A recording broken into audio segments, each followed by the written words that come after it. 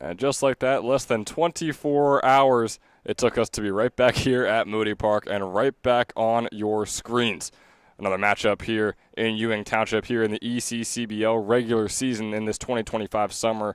It's the Battle of Trenton. We've seen it once before. We see it again here as the Generals take on the Capitals.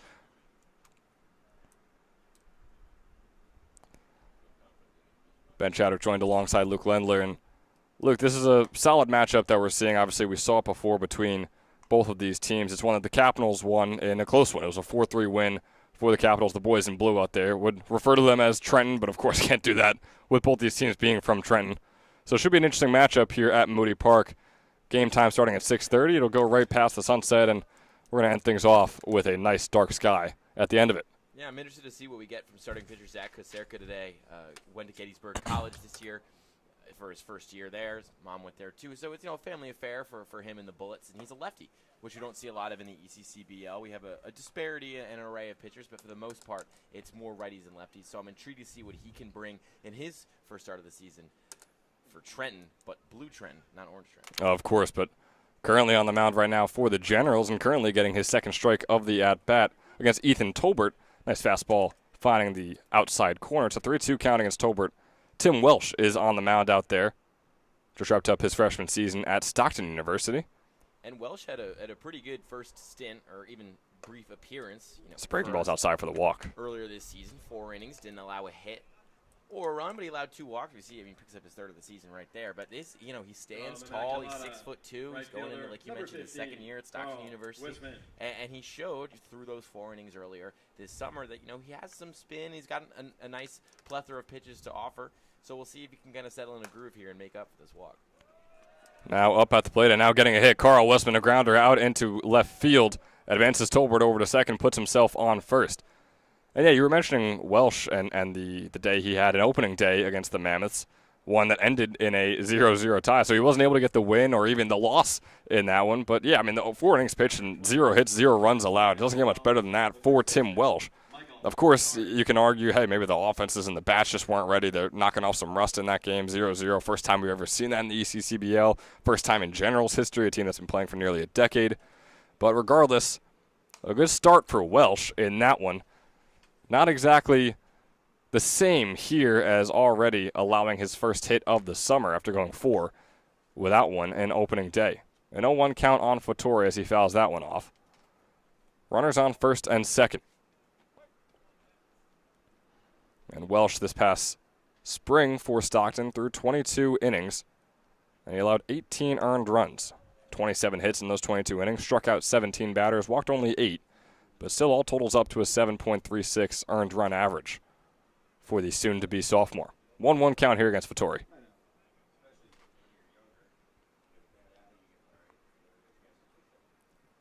Welsh's 11th pitch here in the top of the first is popped up sky high and is going to go over the back of our press box and make it a 1-2 count. I like how he's throwing so far. The walk and the hit kind of might say otherwise, but he's pounding the zone pretty hard. This should open up opportunities for him later in the game, but he's just got to get out of this jam. He absolutely is. Ahead in the count, I would like a breaking ball here. Try to make him swing at something outside the zone. Here is the 1-2 offering.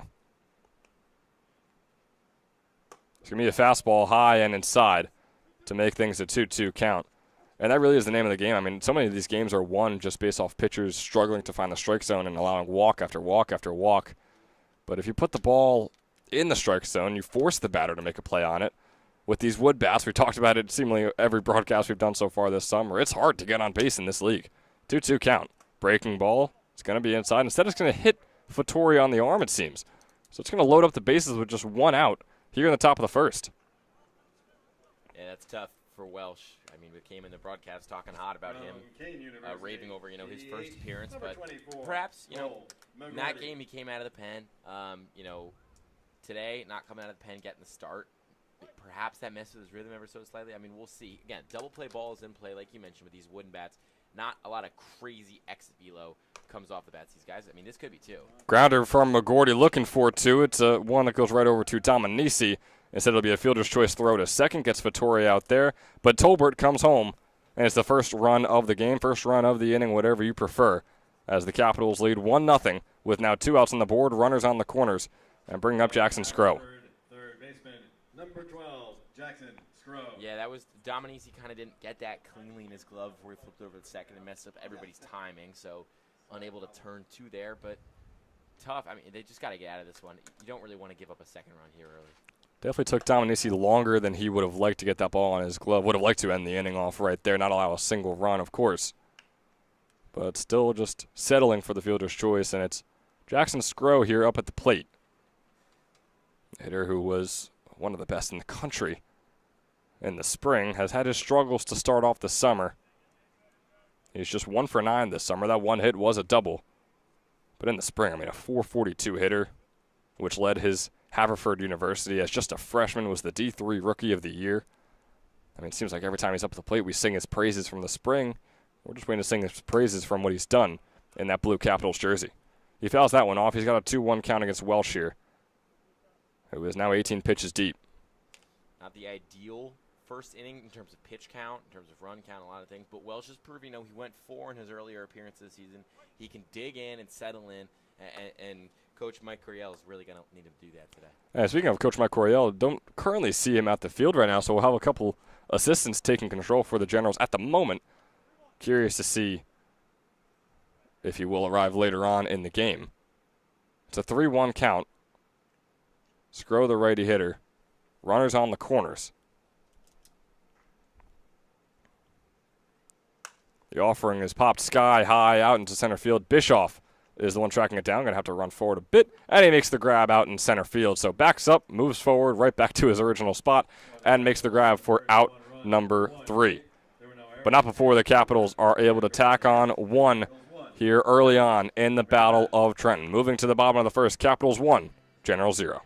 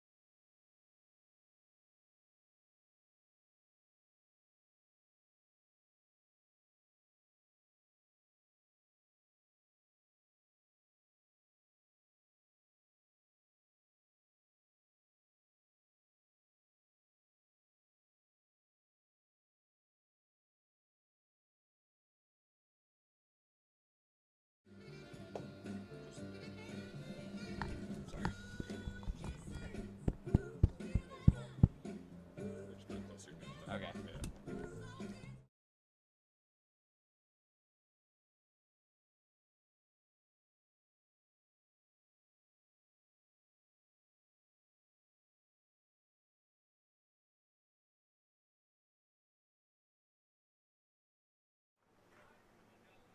And we're right back here, bottom of the first. Up at the mound, Zach Kasurka, who, Luke, you were talking about him before we got started here in the top of the first, so he's now on the mound, and feel free, go right ahead. Yeah, no, I'm really interested to see what kind of matchup he brings. He's interestingly he hits right, he throws lefty. He's not the tallest, but he throws pretty hard, for his size. Struggled this year at Gettysburg in his first year there with the Bullets. Only 1.2 innings pitched over the season. His ERA was in the double digits and was, pretty high in the teens.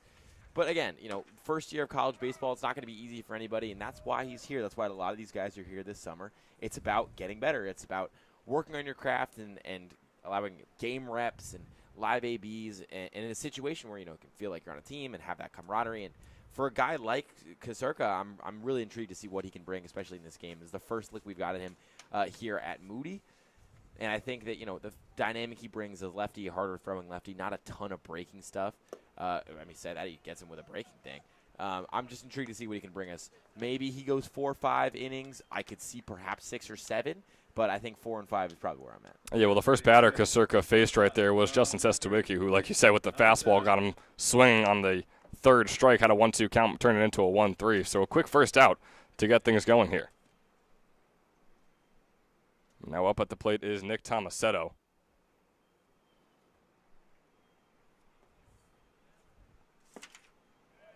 Tomasetto spent 2 seasons at Rutgers before now entering the transfer portal.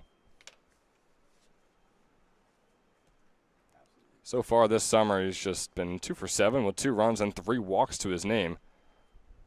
2 strikeouts as well. He's got a 0-2 count after that fastball finds the outside corner. Nice pitch there from Kasurka. I like that a lot from him. So Kasurka looking good. Got Sestawicki swinging for a strikeout.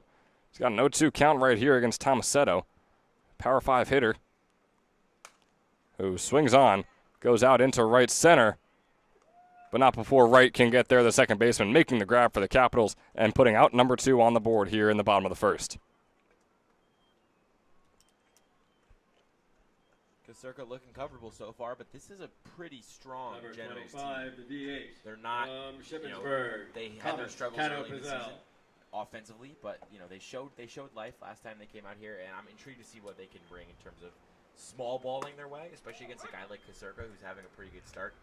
It's about kind of what kind of little dinks and dunks can you pick up, wild pitches, walks, stolen bases, that kind of stuff.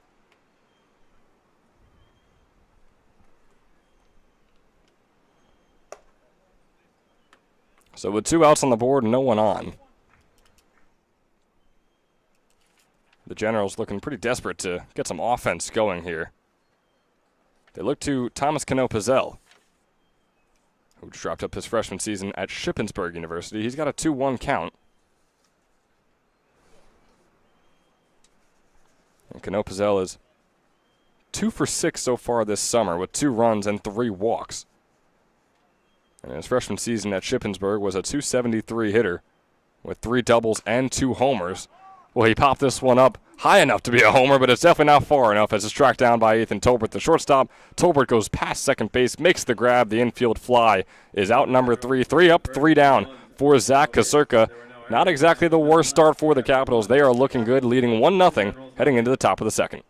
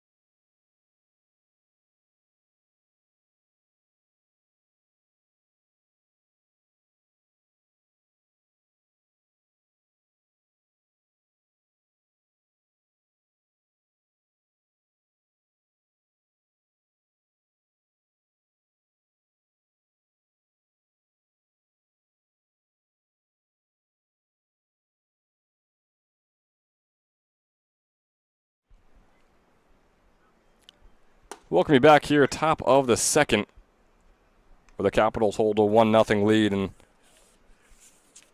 up at the plate for them is Jake Knapp, another guy who is in the transfer portal after wrapping up his redshirt freshman season at Raritan Valley. He's facing off against Tim Welsh once again, who Welsh, after not allowing a single hit or run in the 4 innings he's pitched on opening day, already got 1 run and 1 hit up on the board in the top of the first, hoping to bounce back just a little bit here in the second. This could be a tone-setting at bat for Welsh. I think, after struggling in that first inning, you want to see what he can offer you in the second. You expect him to go multiple innings, and so I think for Welsh moving forward. There it is. Swing and a miss there from Knapp on the 1-2 count. Not exactly a bad start for Welsh, who, like we said, loaded up the bases, allowed the one run to come home in the form of Ethan Tolbert. So now, starting things off with one out, nothing to complain about, brings on Eddie Appolina.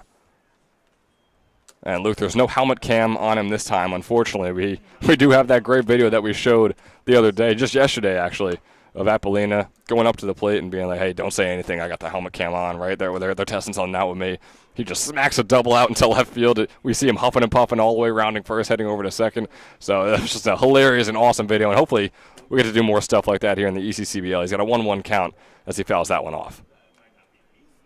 I wonder why they don't give us broadcasters helmet cams. Yeah, right. They want to see They want to see us looking down at our notes and with also the exact same view that the camera has. Exactly, but just a little bit worse because we are behind the fence. So yeah, it doesn't make sense to me either. Yeah. Why they wouldn't want to see me just pacing back and forth, looking at you maybe when you're talking, and then some people next to me having a conversation. I look over at them and I go back to the field.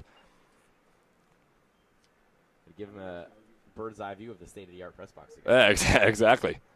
It's a 1-2 count here for Appolina, who is going to foul that one off. It was looking pretty good coming off the bat. Didn't actually full swing it. But even with that sort of checked half swing, still is fouled off left. Having some trouble getting the ball to the pitcher. And he's finally got his ball, and we're ready to keep going. A reminder, one out on the board. Eddie Appolina up at the plate, just wrapped up his sophomore season at Fairleigh Dickinson. And he's going to take that one right on the left side of his hip as he will take first base. The second hit batter for Welsh today. Yeah, Welsh might not like these guys very much. I don't know. I'm only teasing. I think it's just a matter of trying to get his rhythm down and trying to find that control. We mentioned he came out of the pen in his first appearance today, starting the game. Pitchers like to say, oh, it's no different, this, that. But no, it is different. Right. How you warm up, the batters you face, the order in which you face them, it's different no matter what. And so for Welsh, clearly, he's showing flashes. That opening strikeout was very nice, but as of right now, he seems to be lacking that control a little bit. Just checking on Appolina here. Actually, didn't even seem like it hit his hip. It actually looks like it hit his left wrist. Maybe his hand as well. He's just checking on it, making sure he's all good. Looks like he's going to stay out there on first, or maybe we'll see a pinch runner. Still deciding that. The pinch runner out there waiting to see if his name is called. But yeah, like you were saying about Welsh, I mean, it's a tough start today, obviously, right? I mean, he allowed just 2 base runners in the entirety of his 4 innings on opening day. He's now already doubled that here today, and we're only in the top of the second with 1 out to his name. So it's something that obviously you do want to bounce back from. And in his freshman season at Stockton, pitched those 22 innings, allowed 18 earned runs and 27 hits. So it wasn't the greatest start, of course. I mean, just a freshman. But still, I mean, a very, very different games to start off his ECCBL summer. As we move on in the order for the Capitals, Zach Barbash taking the plate and takes the first pitch inside for ball 1. Barbash still looking for his first hit of the summer. He's gotten on base just once due to a walk, but he's 0 for 6 with 4 strikeouts. The 1-0 count turns into a 1-1 swing and a miss there from Barbash.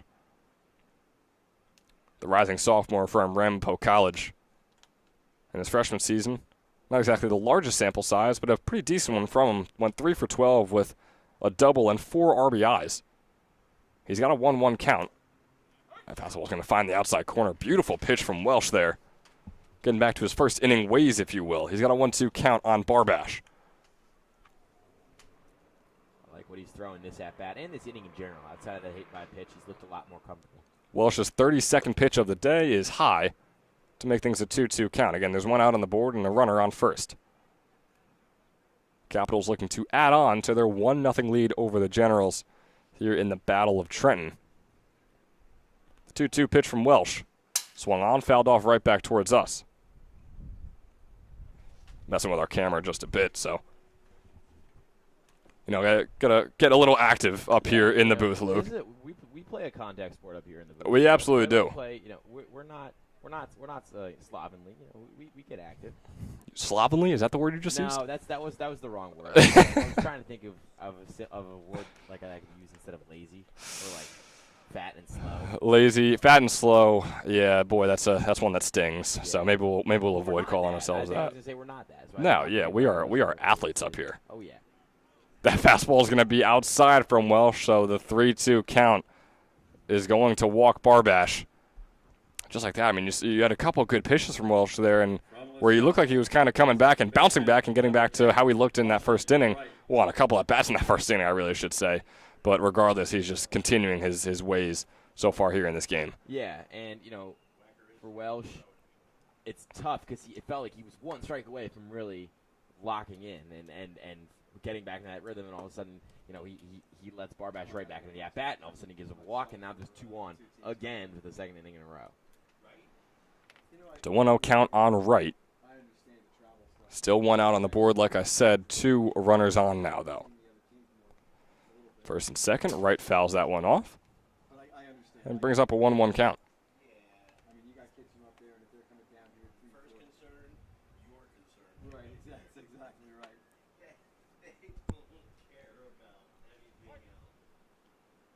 The 1-1 offering coming up here from Welsh, who's nearing 40 pitches on the day. Still here in the top of the second, still with 1 out. Breaking ball catches right swinging to bring up a 1-2. Nice pitch, and it kind of opens up a lot of stuff you can do here ahead in the count. Wouldn't hate some high heat, try to make him chase. You can take a risk. You're ahead in that count. We'll see what he's able to do. Ball, you get a double play. And we've seen 1-2 counts from Welsh before, and we've seen him blow them and either hit a batter or walk the batter. Here is the 1-2 offering, and it's fouled off. Boy, had some velo heading out into that parking lot again. Thoughts and prayers, we say it at least once every game. If you are coming to Moody Park and you prefer to watch the game instead of listening to our beautiful voices, please, please, please park on the grass. Drive just a little bit more. Walk just a little bit further and save your car from some potential damages here at Moody Park. It's a grounder over to Sestawicki, looking for the double play. Quick toss over to Tomasetto. The throw to first is not in time. That's a tough call. We're seeing, not the high number of umpires, not a lot of quantity. One behind the plate, one behind the mound. Jokingly, they can't challenge that. Unfortunately, we're only working with one camera up here. But really, that was tough. To me, from up here, it looked out. But nonetheless, tough call to make. Yeah, again, a very, very close call that you have to try and make. So regardless, as runners on the corners, off goes right to second, and they're going to get him out regardless. So a bit of a ball don't lie moment, if you will, Luke. That happens every so often here in baseball and other sports as well. Wright took off for second. Lucara wasn't having it. Gets him out and ends off the top of the second with a throw over and catches him stealing. Not bad from the Generals. Look, they allowed another runner onto third base, but didn't allow him to get home this time. They hold the Capitals to that 1-0 lead and hope to tie things up or maybe even take the lead when we come back in the bottom of the second.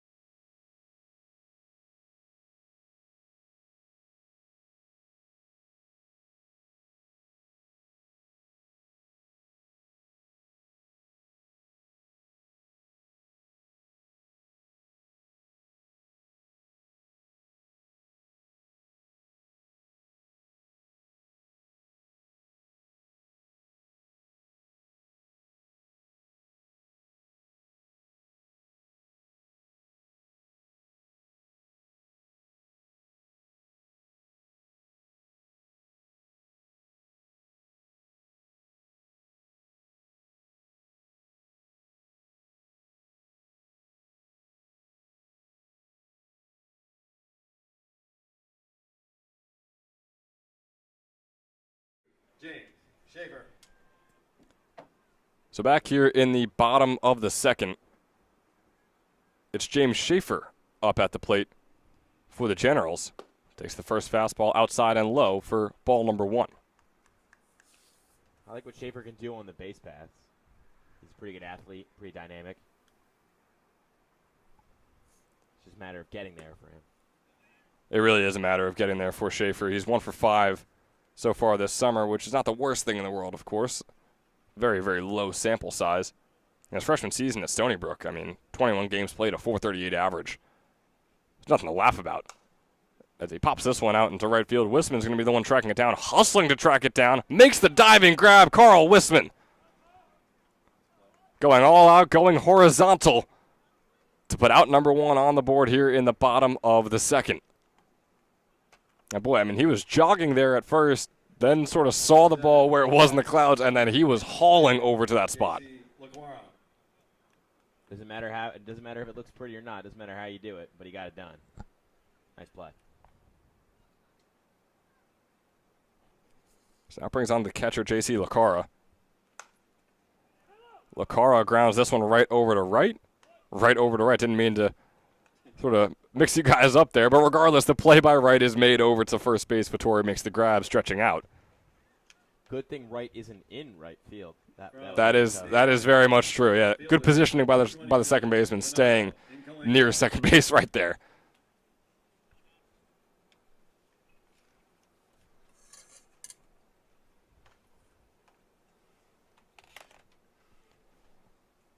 So now coming up is Donato Incalingo. Takes the first one, called strike 1. Wrapped up his sophomore season at Penn State Abington, where he was a .329 hitter for them. Tallied up 6 home runs and 36 RBIs as well. But again, Luke, this is a guy that loves to swing the bat. Right, you had those 6 homers, 36 RBIs. He only walked 12 times. He struck out 52 times.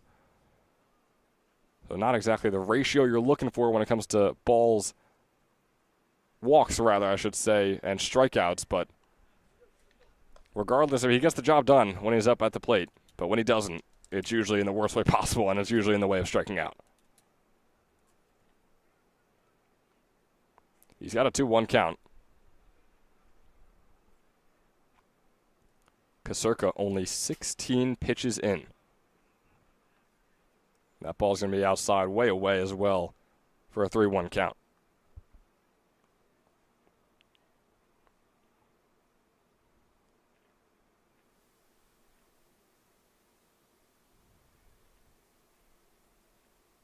Still yet to see a base runner for the Generals today, but we will now.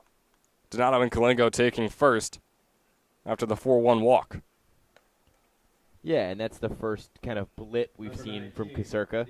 But at the end of the day, he's got a base runner on. But he's still got 2 outs, and he's looked pretty smooth throughout. So I really don't hate that at all. Could the Gens make him pay? Absolutely. Will they? I have my doubts given their offensive output so far. Kasurka, yes, smooth is a great way to put it with how he's played today.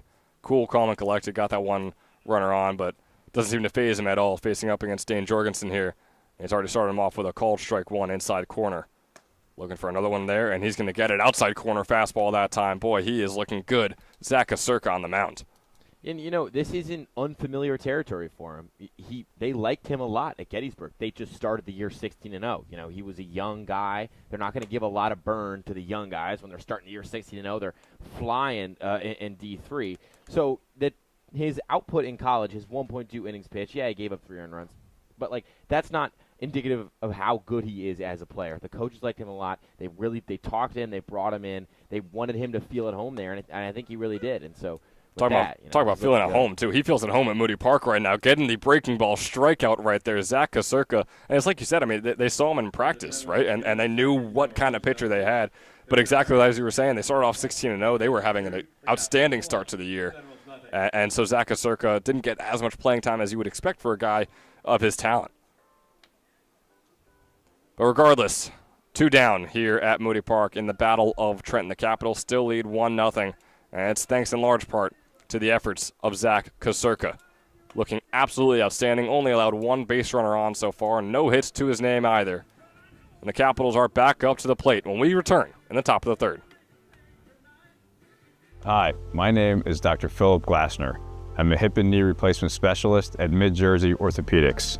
We're a multi-specialty orthopedic practice with offices in Flemington, Bridgewater, and Washington, New Jersey.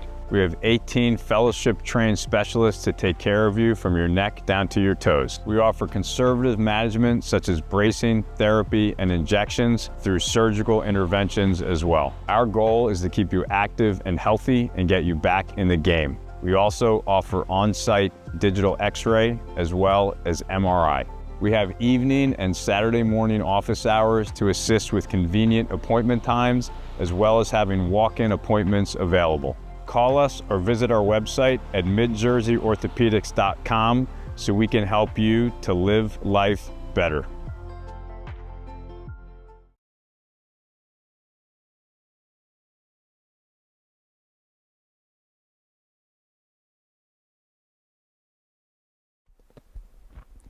Coming back here, top of the third action here at Moody Park. Parker Murator getting things going for the Trenton Capitals.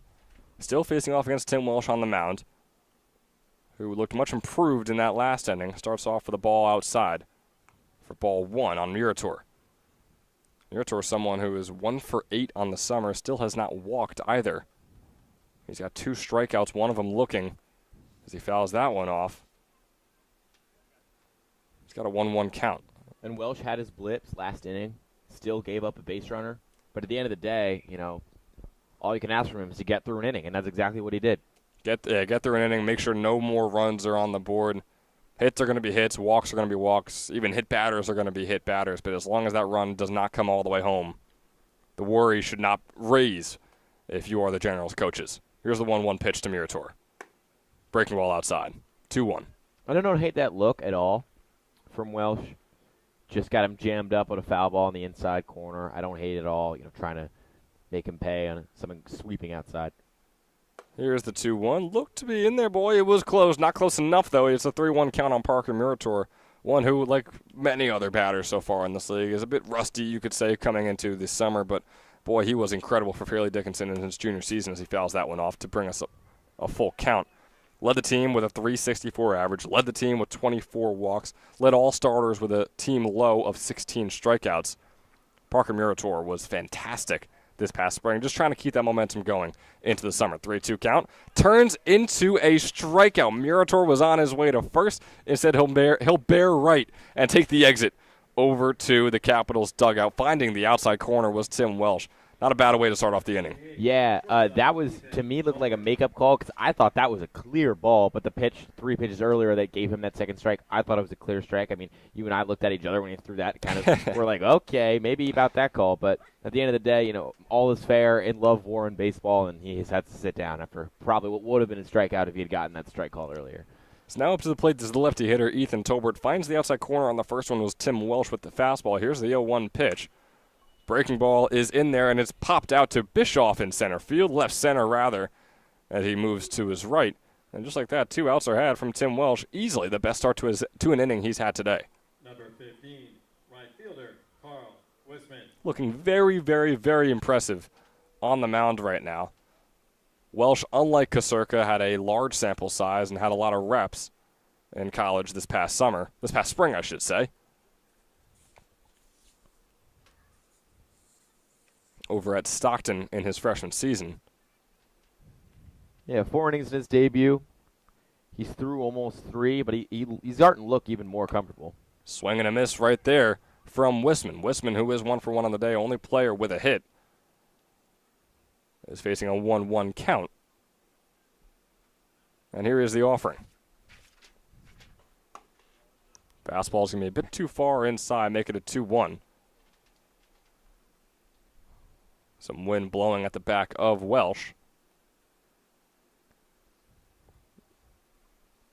As he tosses up the 2-1. And it's going to be fouled off past our bleachers over near the basketball courts here at Moody Park.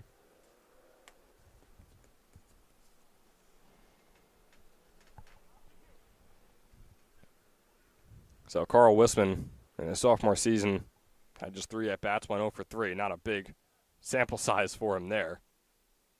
As he's got a 2-2 count. Swing and a miss there from Wisman. Nice half inning for Welsh. That was really what he needed to settle in and get into a rhythm. We'll see if he can continue this and go further than 4. Carl Wisman striking out to end off the top of the 3rd.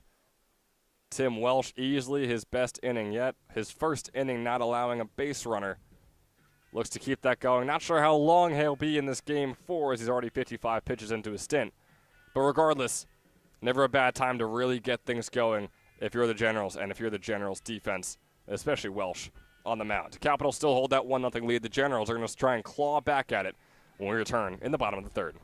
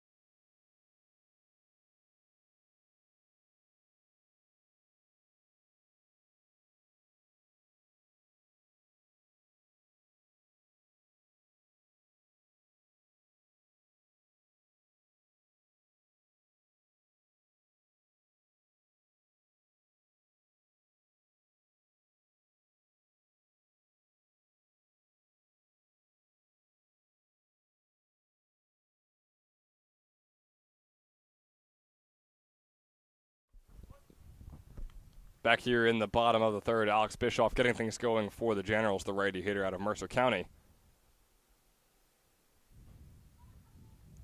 Trying to, like I said, Luke, claw away at that 1-0 Capitals lead that they were, I guess you could say, fortunate enough to get in the top of the 1st, taking advantage of Tim Welsh maybe brushing some rust off.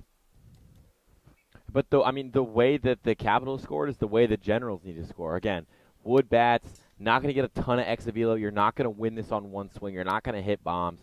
It's walk, single, wild pitch. It's something like that, hit by a pitch. That is how you kind of can small ball and junkyard your way to a win or a run. And I fear that going forward, they might think they can win it on one swing. They really can't, especially this early in the game.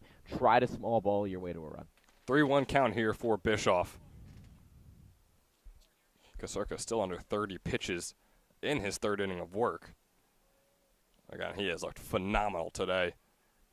Looked exactly like Welsh has in the last inning, but throughout the entire game so far. He's got a 3-1 count, though, against Bischoff here. Kasurka's only allowed 1 base runner so far today. As this one is popped up, Murator sprinting down to make the play, but instead it's going to be Tolbert making the play in very shallow center field, just past the dirt. Makes the grab on the pop fly. And just like that, 1 out is had here in the bottom of the 3rd. Just got a little too much under that one. I don't hate that swing at all. It looked clean. It looked smooth. Just a little too much under it. Pop that one straight up. I'm telling you, one of these days somebody's going to rip a double into the gap. Oh, it happens. Again, not exactly the most often thing and frequent thing we see here. As here's Dominici looking to rip one into the gap. Instead, Murator will race over and make the catch. Boy, you were close right there, Luke. I thought I had the ultimate reverse announcer's jinx. When I say something that I think might happen, it usually doesn't happen. There, I saw that ball leave his bat, and I threw my arms in the air. I was thinking, oh, my goodness, I've manifested it. And sure enough, as if to catch it and then point his finger at me was right there, Still no base runners in this inning. Boy, you were darn near Tony Romo right there with that call. Hopefully not that annoying. Oh, come on. I don't know, Ben. I don't know. Not to show my Cowboys fandom here. Definitely one of the greats in Cowboys history that never won much or did much, but still love the guy. Must be a lot of greats then. 1-0 count here on Wisniewski for the Generals. Wisniewski out of Monroe Township dropped up his sophomore season, his redshirt sophomore season, that is, at NJIT. He went just 3 for 32.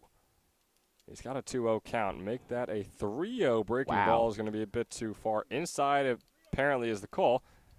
And so here is the pitcher's count. I mean, I was a big fan of that pitch. I thought he dropped that one right in there for a strike. I guess a little bit too high, but nonetheless, I'd throw that again. It was gorgeous. Wisniewski walked in his first at-bat. Fastball's going to find the outside corner to keep this at-bat going and keep this inning going as well. There's 2 outs on the board. 3-1 count.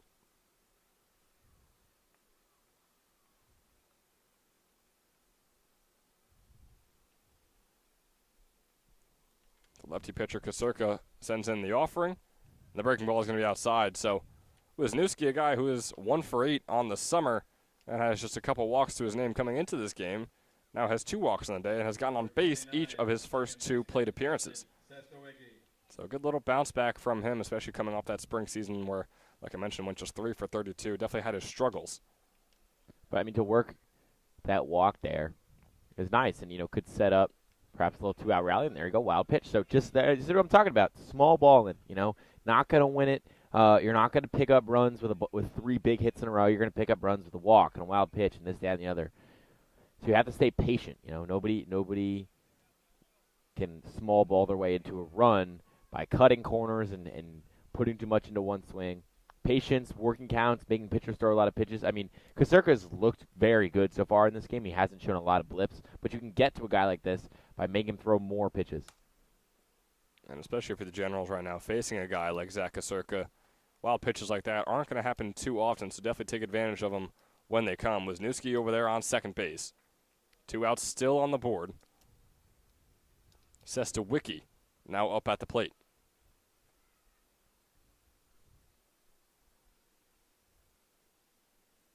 Flew out in his first at-bat. Fastball's low and in the dirt that time. Good stop, though, by Barbash. As he's got a 2-1 count. Sestawicki, in his redshirt junior season at Elon, was a .237 hitter. 4 doubles and 4 home runs to his name, along with 24 RBIs. He's got a 2-1 pitch coming up here. 2 outs on the board, 1 in scoring position. Breaking ball's going to be way too far inside and bring up a 3-1 count. So all of a sudden, Zach Kasurka is now nearing 40 pitches after starting the inning off with just 24. And, Luke, would you say he's losing it a bit here, or is this just the natural flow of the game for a pitcher? I think this is more of the natural flow of the game than him losing it. He's finding a rhythm, and that rhythm's going to lead to stuff like that. Weird hop, though. Ground ball over to Ethan Tolbert, looking to make out number 3. And a good stop by Fattori to make the grab off the bounce near first base, and out number 3 is had. The Generals still struggle to get a runner all the way around. That time, they got one as close as they ever have over there on second base. Still no hits for the Generals yet today either. The Capitals have only 1. They look to improve upon that when we return in the top of the 4th.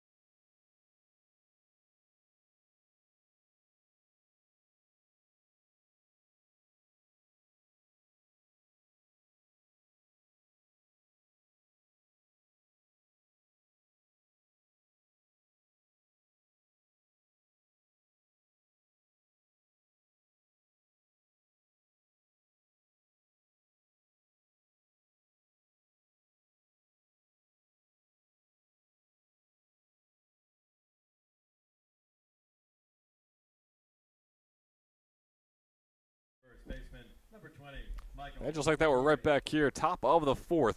Capitals back up at the plate. Michael Fattori back up at the plate as well. And after his, my opinion, and I think statistically too, he backed it up, his best inning of the night so far, I'd like to see how Welsh can respond and build on that and just show himself settling into a groove. Definitely want to improve on the way his at-bat went with Fattori earlier, where he hit him in the arm, and we were wondering if Fattori would be all right to continue on this game, where he was sort of shaking his hand, hit his wrist or hand somewhere along that lower forearm. Nice fastball in there for strike two. It's a 1-2 count on Fattori. Welsh nearing 60 pitches on the evening. He's leaning on that fastball a lot, and it's really hard to hate that strategy. If it's working for him, it's working for him. And the breaking ball, I mean, every so often looks very solid as well. It's just a matter of controlling it as this one's fouled off. Some nice power on the ground ball from Fattori, but regardless, it brings up it keeps things at a 1-2 count. Good job fending that one off from Fattori. I think he could tell he probably shouldn't have swung at it. It was out of the zone, but he was a little out in front of it, but he did a good job just swatting that away and staying alive in the at-bat. Yeah, it's still slightly a good feeling. Not exactly a good feeling, but just a relaxing feeling to know that, oh, I'm still on this guy. I'm still on every pitch. And he was on that one as well. Gets right by Dominici at third, goes out into left field. The ground ball single is the second hit of the day for the Capitals. Tough break for Welsh. I mean, put together a pretty good AB there from the mound. Thought he had one on this guy who got a hit off him in the first inning, and it just bounced through an invisible, hole in his third baseman's glove, which is, again, we mentioned it in the first inning, Dominici could have turned two, didn't get the ball out of his glove quick enough, so going to be some stuff to improve on in the field on his side of things. For Welsh, though, leadoff base runner, but you can't let this phase you. You just threw a really good half frame, and if you continue to just find this rhythm, and this, that, and the other, and he can do a pretty good job, I think, of just maintaining. Maybe he gives up one run, maybe two, but he should be able to get through 5 or 6 here with only a pair or trio of runs given up. Now up at the plate, Cole McGorty pops that one out into center field. The easy catch is made by Bischoff. And McGorty is now 0 for 2 in his first game of the summer here with the Capitals. It brings on Jackson Skro with one out on the board. Runner still on first. Skro still struggling to tap into what he was able to do this past spring. Skro 0 for 1 today. 1 for 10 on the summer, including that earlier at bat. Oh, fastball's way outside. Great job by Lacara staying behind it somehow. Boy, to sprawl all the way out for that one. Still keeping the ball in his glove and not in play. There's a 1-0 count. The second pitch of the at-bat here for Skro is fouled off as a fastball on the bottom left corner. Skro on it, but not quite enough.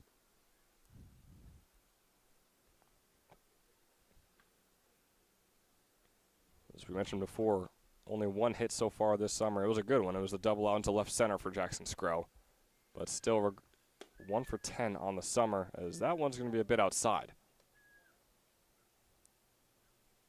Skro has only gotten on base twice this summer as well, just one walk to his name.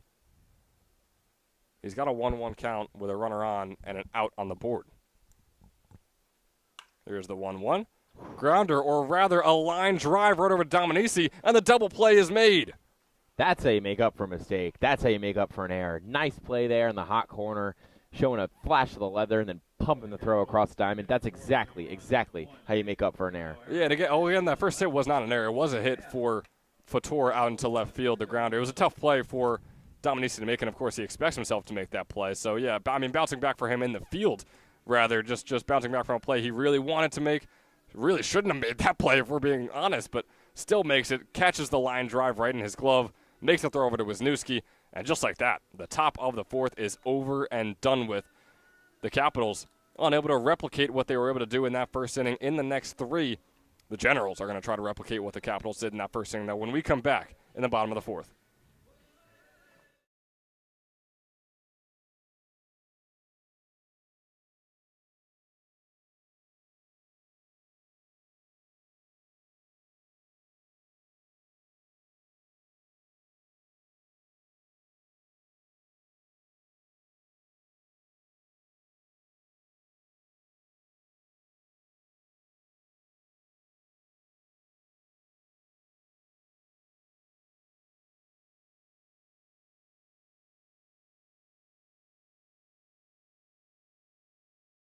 We're here with Generals coach Nick Samaras, and he's making his coach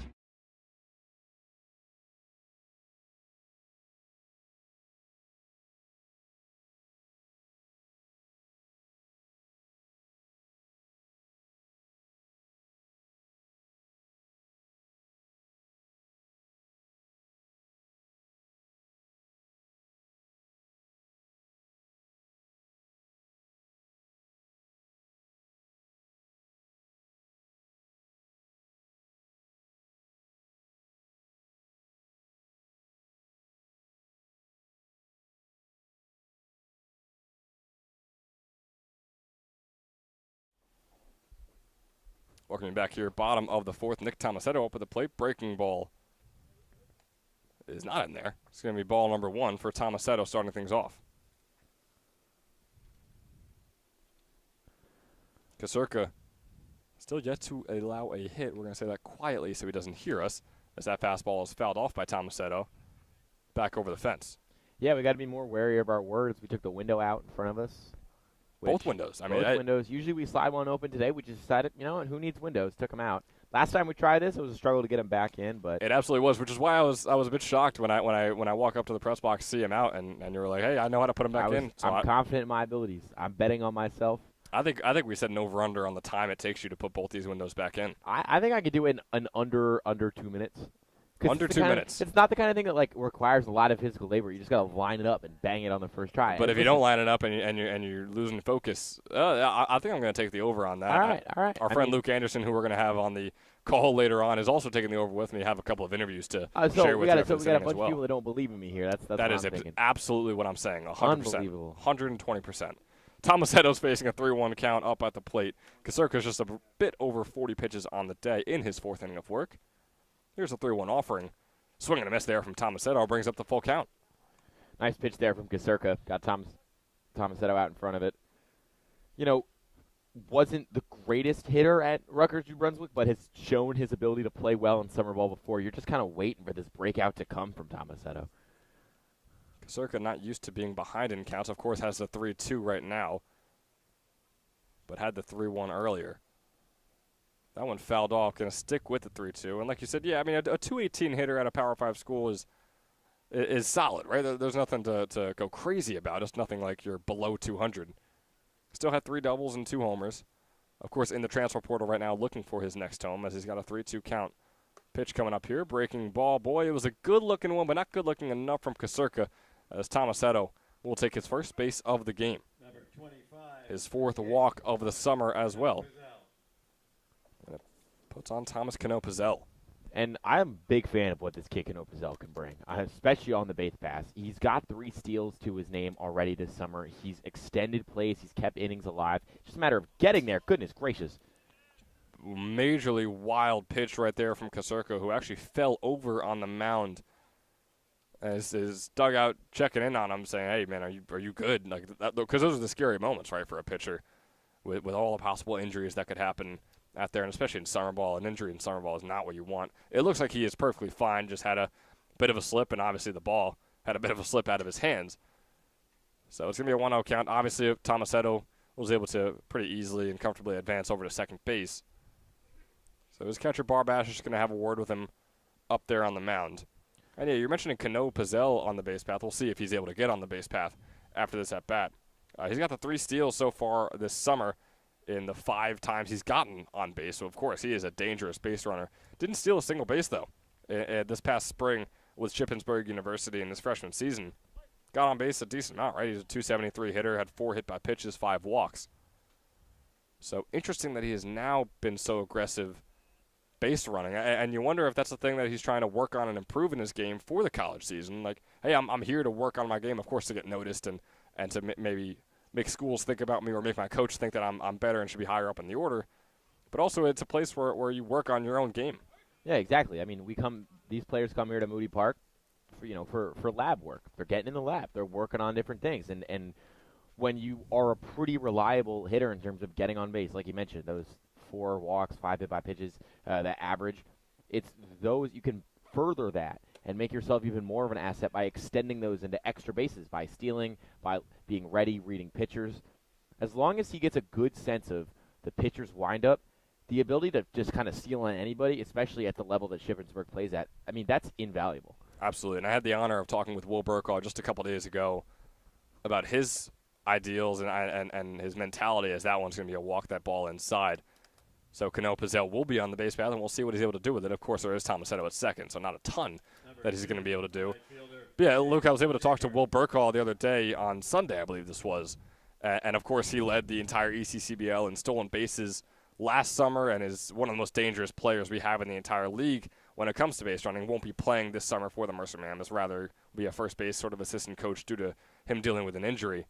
But he was telling me there's so many factors that go into it. You don't have to be the most athletic, the freak athlete to to steal so many bases and as many bases as he has. He even told me, he's like, I don't consider myself the fastest guy on my team, but I consider myself the best base runner just because of the mentality. You got to have your own way of going about it. When are you going to leave? Is it right when the pitcher picks up his foot? Is it right when he reaches over that mark of becoming a balk if he were to throw the ball over to first? There's so many things that factor into it. You got to know yourself. You got to know how fast you are. You got to know the pitcher that you're up against, especially right if he's a lefty or if he's a righty, depending on where he's looking. So there are a lot of factors that go into it. And again, Will was gracious enough to talk with me all about that in the entire nine-inning game. As this one's going to be bunted by James Schaefer. Good base running by Schaefer as well, and it's going to be fair. Loading up the bases, James Schaefer. I mean, I was literally going to say, stealing bases is really an art form. And then he lays down one of the most majestic bunts I've ever seen. Talk about art form. Art form. Yeah. Goodness gracious, hang that thing up right next to the Mona Lisa out there in the Louvre. That was incredible. It died in the grass perfectly. Not even a play could be made on it. That was ideal stuff from Schaefer, and that's how you small ball your way to a potential run. Oh, you're a big small ball guy today. And you mentioned Schaefer's base running as well before, but how about his bunting? First breaking ball is going to be down low for ball number 1.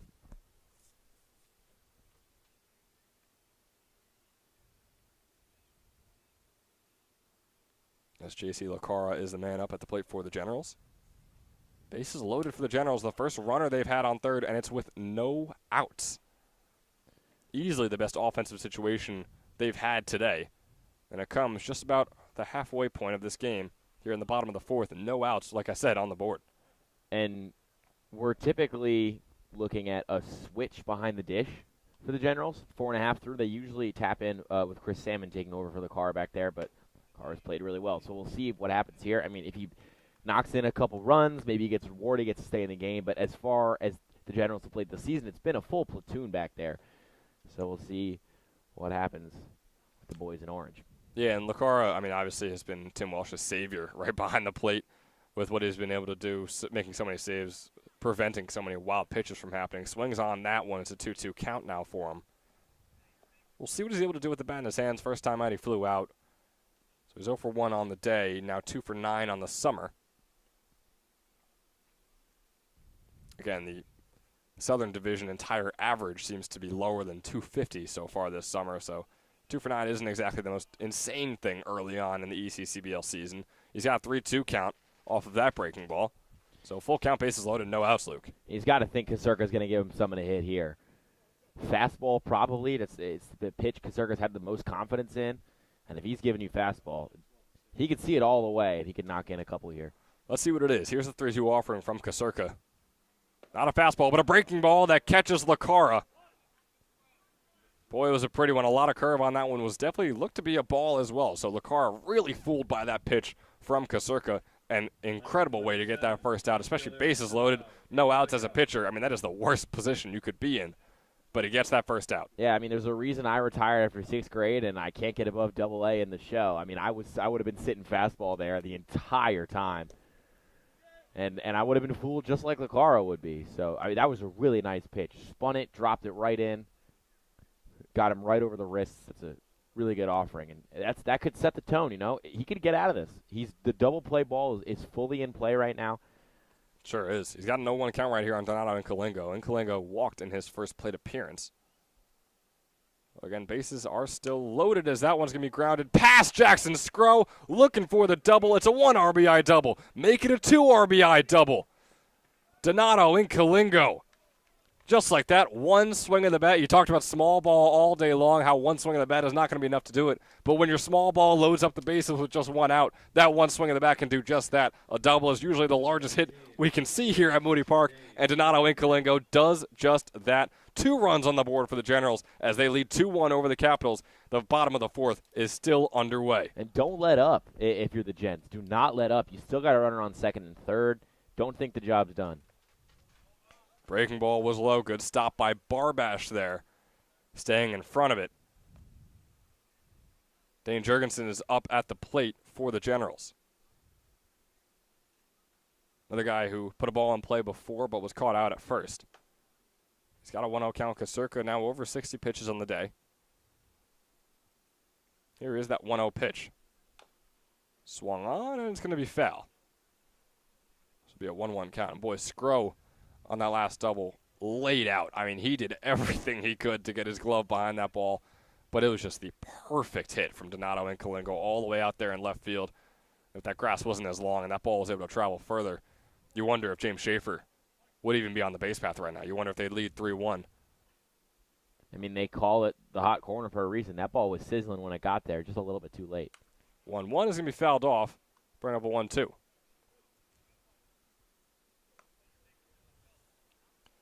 Dane Jurgensen just wrapped up his senior season at Jackson Memorial, was a .283 hitter for them. He's just 2 for 3 so far on the summer, so not a bad way to start off. Small sample size, but regardless, in his 4 plate appearances, he's gotten on base 3 times, including that 1 walk he has. He's got a 1-2 count. That ball is low and all the way away. James Schaefer comes home. In Kalingo advances on to third, and the Generals hold a 3-1 lead in the bottom of the 4th. Wild pitch from Kasurka. And now things are starting to get out of hand. Obviously, it was an incredible first 3 innings from Zach Kasurka out there, but now with 3 runs allowed, a couple of wild pitches in the same at-bat, you got to be a little worried if you're the Capitals. Yeah, and at this point, that wild pitch, I hope for him it serves as a big reset point. 2-2, if he can get him here. Breaking ball. Ooh, it was a good-looking right. one. Not good enough, though, so Yeah. we're going to full count. But regardless, I hope that can be a resetting moment for him and he can push forward. He's just got to get out of this half frame. You got to imagine he's coming out. He's showing the rust of a guy that didn't pitch a lot of innings this spring. He really just couldn't get a lot of miles. That one's going to be a fly ball out into center field. Murator makes the grab. Off goes in Kalingo home. The throw's going to get down to the catcher. It's a close one, but Kalingo is there in time. 4-1 ball game. The Generals lead. Boy, oh boy. Out of nowhere, come the orange and white. How'd they do it, Ben?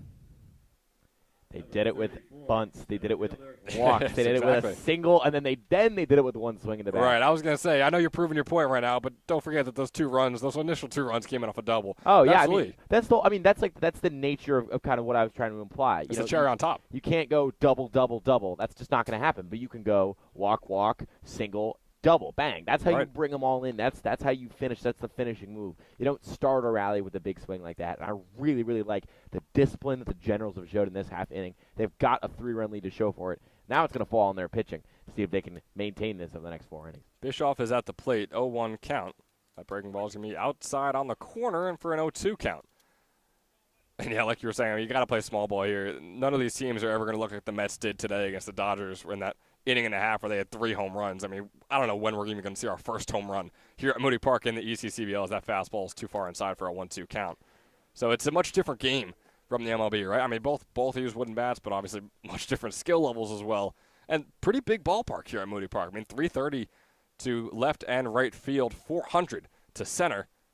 It's a long ways away. 1-2 count is outside for a 2-2.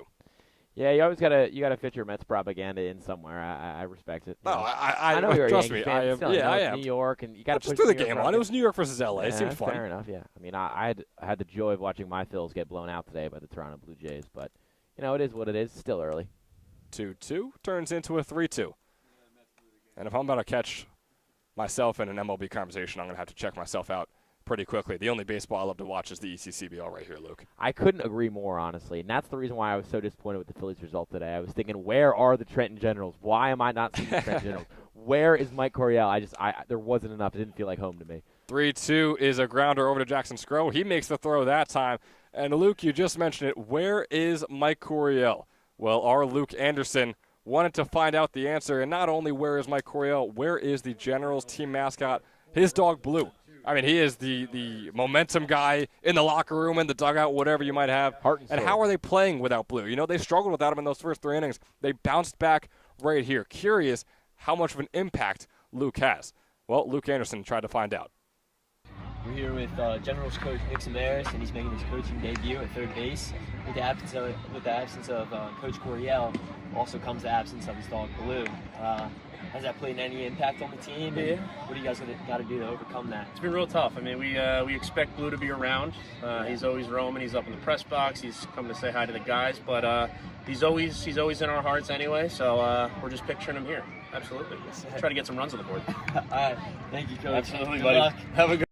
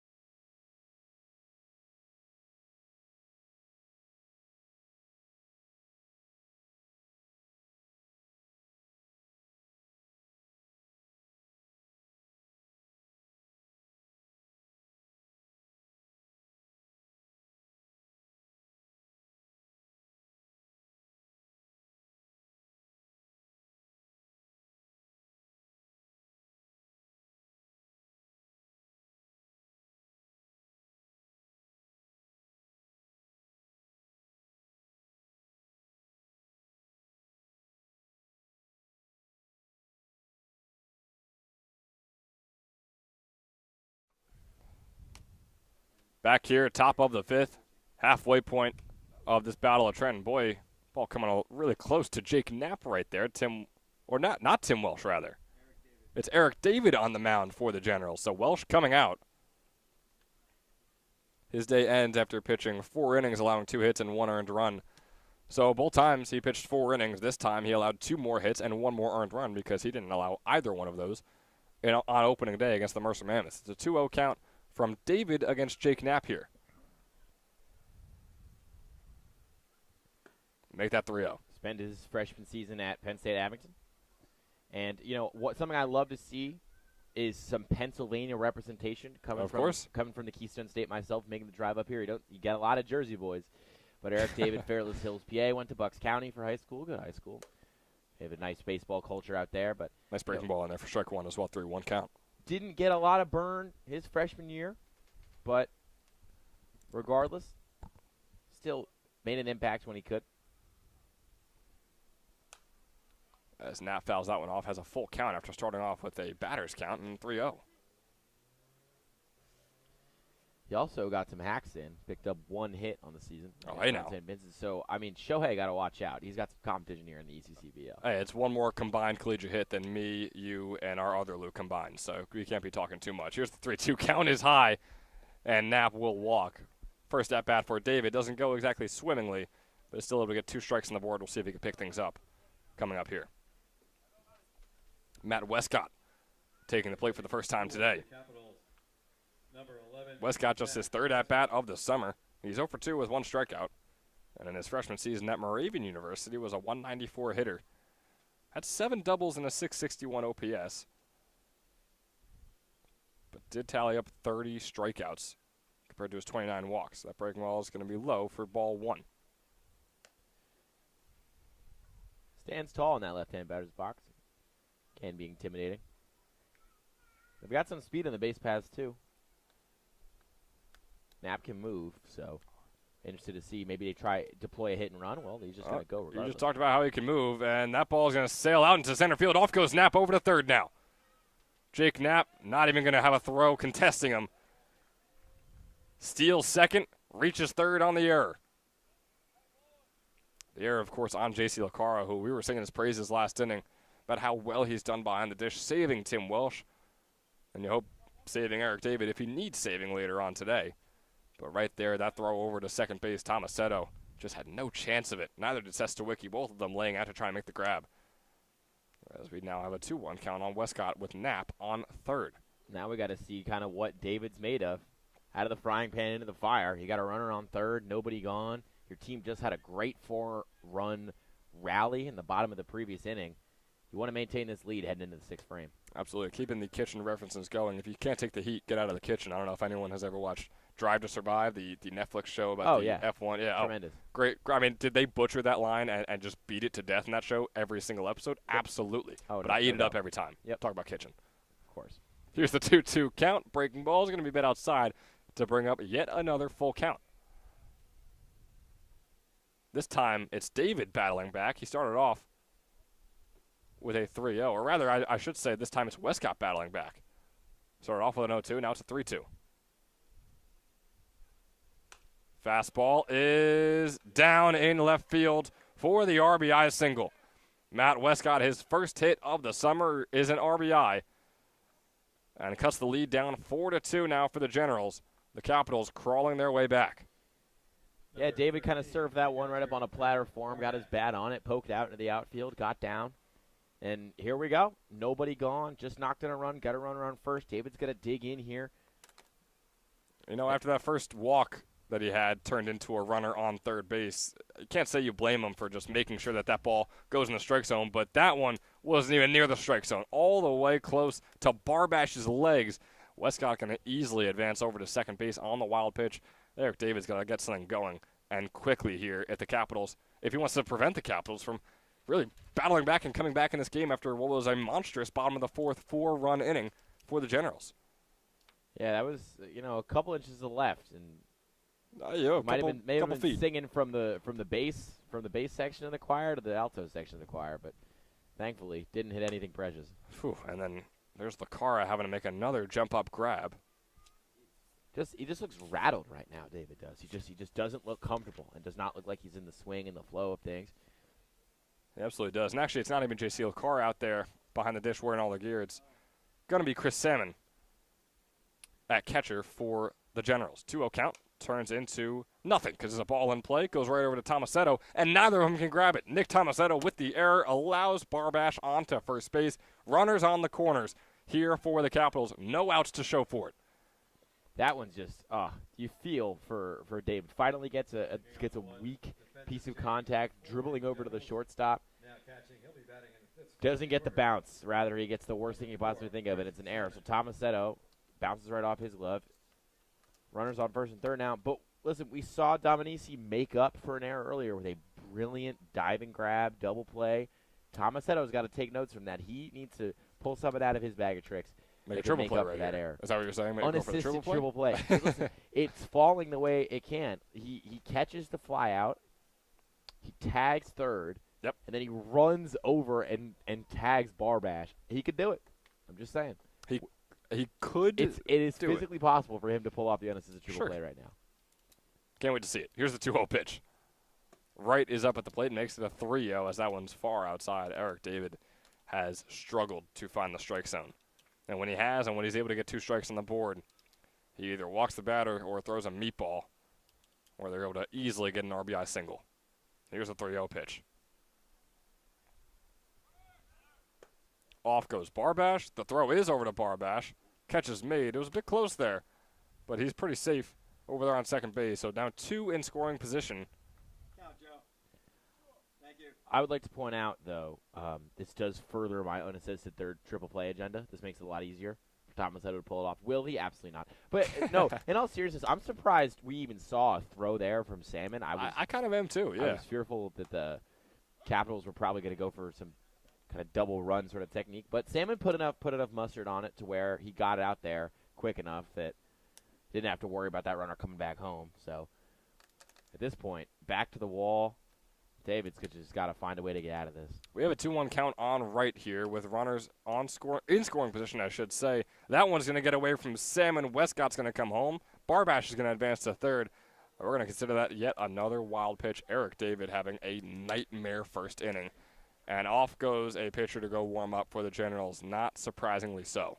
Look, I mean, at this rate, for David's sake, a sacrifice fly wouldn't even be the worst thing in the world. The run scores, and he picks up 1 out, and the bases are clear. And he doesn't have to look at somebody on the paths. I mean, I could not think of a much of a worse start to your ECCBL career, and just poor Keystone State representation that hurts me down to the soul. Here is the 3-2 count. That one was fouled off, so we're going to stay at a 3-2. Rather, it's going to make it a 3-2. Boy, give me about 10 seconds, and I'll figure out exactly what the count is here at Moody Park. You could ask Luke Anderson from yesterday. I had a few of those moments where I either couldn't talk or I either couldn't understand the game of baseball. But we're learning, and you're going to learn along with me, as that one's going to be a walk outside pitch, puts right on first, runners on the corners, no outs to show for it, a 4-3 ball game. Number 44, center fielder, Parker Murator. And it brings on Parker Murator, a dangerous hitter. Led Fairleigh Dickinson with an average of 364, led them in walks, led them in the lowest strikeouts for a starter. Another, in just now, you can't say wild pitch, but another pitch that gets away from David right there is high and inside. Yeah. Well, I mean, one can say that Murator is a fairly good player. Yeah, absolutely.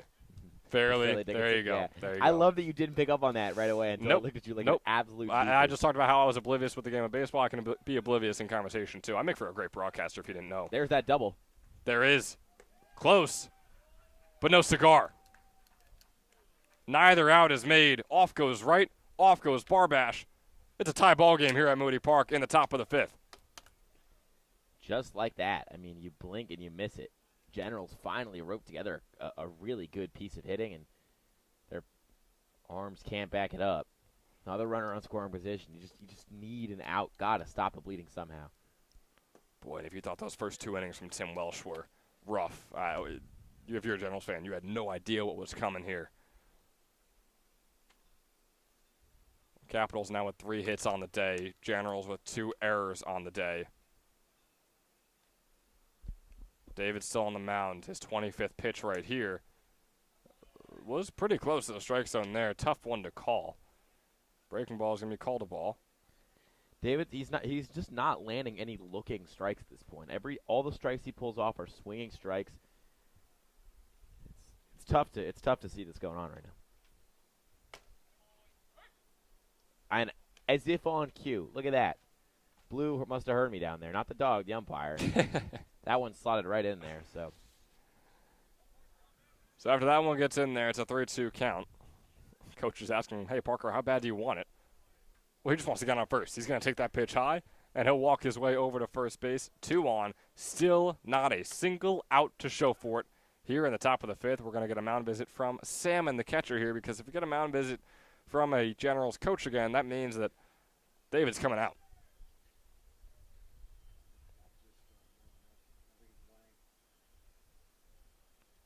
The 6th batter up at the plate this inning, and not a single out to show for it. It really can't get much worse than that, Luke. I mean, we just keep talking about how this is a nightmare and this is a bad inning for David. There's no other words to find. I mean, pull up the thesaurus on your computer right there and figure out more words for bad. I mean, to describe this inning. At one point during a game this year against at Lancaster Bible, his ERA in the game was 99. Right. His ERA right now is actually the cool figure of infinity. He hasn't gotten it out yet. So at this point, just so he can have a number, not a symbol, next to his name, I pray for his sake he gets an out. But at this point, if you're the Generals, if you're the Capitals, just keep feasting, man. Absolutely. Just keep feasting. You know, it's like a land of slaughter. You gotta have to smell the blood in the water and don't hold back. Ethan Tolbert grounds that one through the gap out into left field. Wright is rounding third, going home to take the lead. They will. But off goes Murator to third, and Murator is caught trying to advance over to third base. There's your number 1 out. But there is also the game-leading run coming in by Wright, the RBI single from Ethan Tolbert. His first hit of the day, and boy, was it a good one. Talk about just keep taking advantage and keep grinding away at this pitcher. That is exactly what the Capitals are doing. That was a really, I will say, again, RBI, Capitals take the lead, good stuff. Really nice from Tomasetto over there to pick that off and to fire over to third, pick up that 1 out, knowing they needed. That ball escapes. But pick up that out, knowing they needed just that 1 out, stopping the leading runner. I really like that piece of work. Yeah, so like you said, that ball was going through there. It was Tolbert trying to get the steal over at second base. The ball passed right through the gloves of Tomasetto and Sestawicki. It's a 1-0 count we have here on Carl Wisman, who had the first hit of the day. Now the Capitals are up to 4. He swings and misses at the second pitch, gives him a 1-1 count. Again, still only 1 out on the board. Capitals all of a sudden matching the Generals with a 4-run inning of their own, but of course with that top of the first 1-run inning they had, they now hold the lead 5-4. 2-1 pitch coming up here from David, who is over 30 pitches into his stint. And this again, he's only a third into his first inning pitch, if you will. He's got a 3-1 count against Wisman. Righty pitcher on lefty hitter. Wind blowing right to left here at Moody Park as the lights continue to shine just a little bit brighter as the sun continues to dip down. 3-1. Boy, it was a fastball in the dirt. Nearly a wild pitch that would have advanced Tolbert. A solid stop from Salmon, but regardless, it's another runner on. Carl Wisman takes first base. And at this point, you just got to wonder how much is too much. You know, how much. At one point, you reach that threshold where you're like, just got to take him out. You just got to stop the bleeding and take him out. I mean, this was. And we just had Tim Welsh go and make a little hand signal over to the pitcher warming up for the Generals as this one's going to be fouled off. Both runners took off running. But Tim Welsh, as I was saying, made a hand motion over to the pitcher warming up for the Generals saying, hey, are you going to be good soon? Because we might need you out there, buddy. I know you went out there hoping, like, all right, maybe I'll be in an inning or 2 innings, maybe even 3 innings if he could pull through. Eric David has not been able to pull through. 0-1 count on Fattori. Checking Tolbert on second, nothing to it. With Coach Coryell, MIA, Nick Samaras is, you could say, the interim coach down there in the Generals dugout, and he's being faced with a big decision to make here in terms of yanking David, and which, I mean, if you ask me, he should have done 3 batters ago. Yeah, but the problem is we are in the ECCBL, we are in the summer league. These guys are out there to get reps, and in their text group chat or whatever it might have been, you say, hey, Eric, you're getting a good 3 innings today, or you're getting a good 60 pitches today. He's at 37 right now, so Yeah. he definitely has not hit the limit that he was going to be put on. But you also have to factor in, we want to still win the game, right? We want to still be winning games and hopefully be able to play in the championship in the Trenton Thunder Stadium come late July. So it is a balance that you have to find, and that balance is going to have to be found by Coach Samoris. Nice swing and a miss there from Fattori, or I'm saying that nice in terms of rooting for Eric David out there on the mound. He gets out number 2, so he's chugging along. I think you can confidently say, let him end the inning unless disaster happens and these 2 base runners score. You can confidently say you can let him end the inning, I would say here. I don't disagree with that at all. I think that was a big AB for him, confidence-wise. So, again, I mean, if he gets out of the inning here, they could even trot him out to start the next one. And if he gives up 2 base runners right away, because you and I talked about it, you're not going to hit a lot of home runs at Moody Park. So you're not exactly running the risk of a pimp job going 450 dead center. So I think at this point, if he gets out of this one, you just refocus, sit down, deep breaths in the dugout, and come back out and maybe try to trot out in the top of that 6th inning. He is starting off this at-bat against Cole McGorty, though, with 2 very high balls. It's a 2-0 count. McGorty going into his 5th-year season at Kane. That ball is low and in the dirt. He tells his runners, hey, stay put, because Salmon's right on it and was ready to make the throw to try and escape this inning, which they are so desperate to do.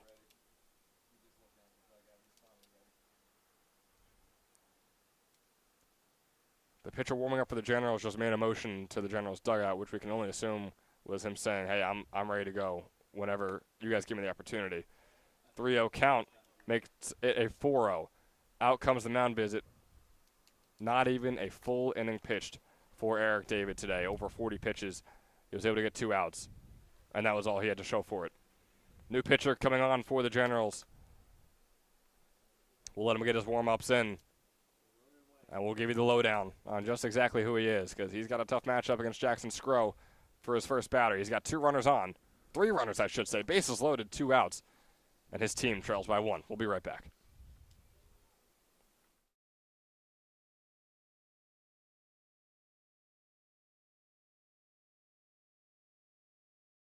Hi, my name is Dr. Philip Glassner. I'm a hip and knee replacement specialist at Mid-Jersey Orthopedics. We're a multi-specialty orthopedic practice with offices in Flemington, Bridgewater, and Washington, New Jersey. We have 18 fellowship-trained specialists to take care of you from your neck down to your toes. We offer conservative management such as bracing, therapy, and injections through surgical interventions as well. Our goal is to keep you active and healthy and get you back in the game. We also offer on-site digital x-ray as well as MRI. We have evening and Saturday morning office hours to assist with convenient appointment times, as well as having walk-in appointments available. Call us or visit our website at midjerseyorthopedics.com so we can help you to live life better.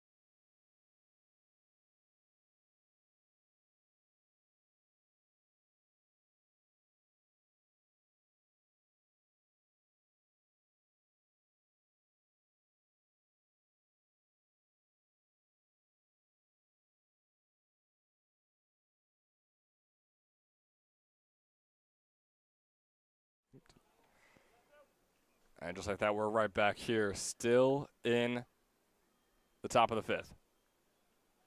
4 runs have been scored by the Capitals. Jackson Skrull up at the plate. Ronan Huang, excuse me, is on the mound. He also pitched. Him alongside Tim Welsh. Pitched nearly the entire game. Pitched 9 innings in that 10-inning tie with the Mammoths to start off the season.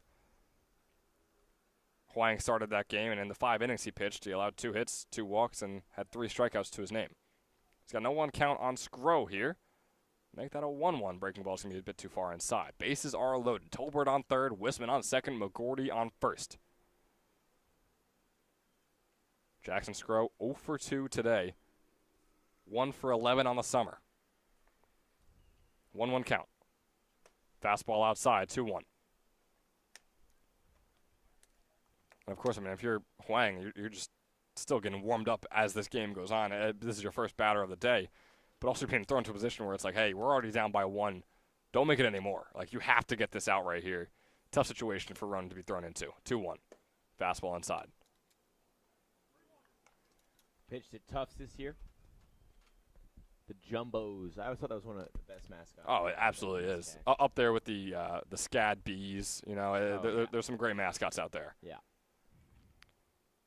Ronan Huang out of Kwantong, Hong Kong, who just finished his sophomore season at Tufts, is going to walk Skro. He won't earn the run himself. That'll go to David. But regardless, it's another run on the board for the Capitals as they lead by 2. 6-4 the score. And, you know, Hong Kong has a lot of things. It's one of the biggest, most bustling cities in the world.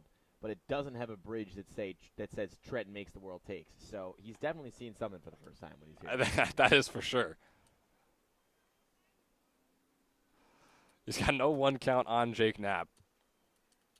You know what else he hasn't seen? He hasn't seen a Raising Cane's. I mean, that is something that'll take your breath away. Knapp grounds that one. Could it be the final out to this nightmare inning? The throw over. No, it's going to be an error. 1 run comes in. Make that 2. Wisman, then McGordy.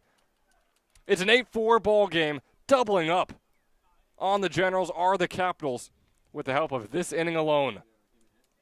And they boy, oh bat boy, around at this point. Knapp started it, got on base to start the inning, and just a merciless comeback. It's the hit for Jake Knapp, and then an error on Huang that brings home the second runner in the form of McGordy. Boy, oh boy, Matt Westcott is going to come on to keep this dream inning going for the Capitals. Meanwhile, the Generals are trying to end their nightmare inning. So a couple more earned runs onto Eric David. Now all the base runners are Huang's. Not a single pitch has been thrown to Westcott just yet. A couple checks on Knapp over there on first.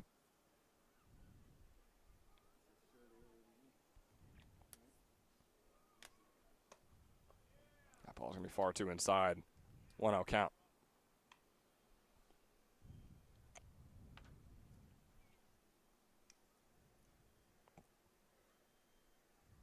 And boy, oh boy. Now we're swapping positions after this, Luke, and you're going to take over the play-by-play duties, but I am getting my work in this final half inning here. It's a 1-1 count now on Westcott after that fastball finds the inside corner. You know, maybe it's a sign. Maybe the people just want to hear my voice more. I don't know what. Hey, that's not me saying that. I mean, knowing my broadcast luck, considering the first game I called here was a 0-0 tie, right, we're going to get about no runs. That's a strike. The ball goes, and it's going out into center field. Jackson Skro comes home. Jake Knapp advances to second. He successfully steals, and Skro comes home just off the error. I really don't understand why Salmon would throw that. I really don't. What are you going to gain by throwing? You got to strike, you know. You have 2 outs. Put 2 in scoring position. Yeah. He's lucky Coach Coryell isn't here. He would be chewing him out for that decision. I have no idea if interim coach is the level of talk that Coryell is, but oh boy, and Huang hitting Westcott on the arm right there, putting 2 runners on. Boy, this is easily the longest half inning we have seen at Moody Park this summer. Longest we've seen in quite a while. 8 runs in 1 inning is quite impressive. I'll say that. Catcher Zach Barbash. We've had our fair share. We have never hit double digits in a game at Moody Park over the last 3 summers. I mean, you and I witnessed a lot of history on our first broadcast together, mostly because it was the first game of the summer, and we could witness history if Wang keeps throwing these pitches inside. The opposite side of history, right? I mean, that record-breaking run is on first base right now. 1-0 count here on Barbash, who's 0 for 7 on the summer. He had a walk earlier as well. He's 0 for 1 today. 1-0. Is popped up sky high. Schaefer chasing it down. Can they track it, though? Schaefer making the grab as it was just barely foul. The inning finally comes to a close. If you're the Capitals, you're dreading it. If you're the Generals, you're rejoicing. Boy, they led 4-1 coming into this inning, coming into the 5th inning. They now trail 9-4. You don't see that too often, folks.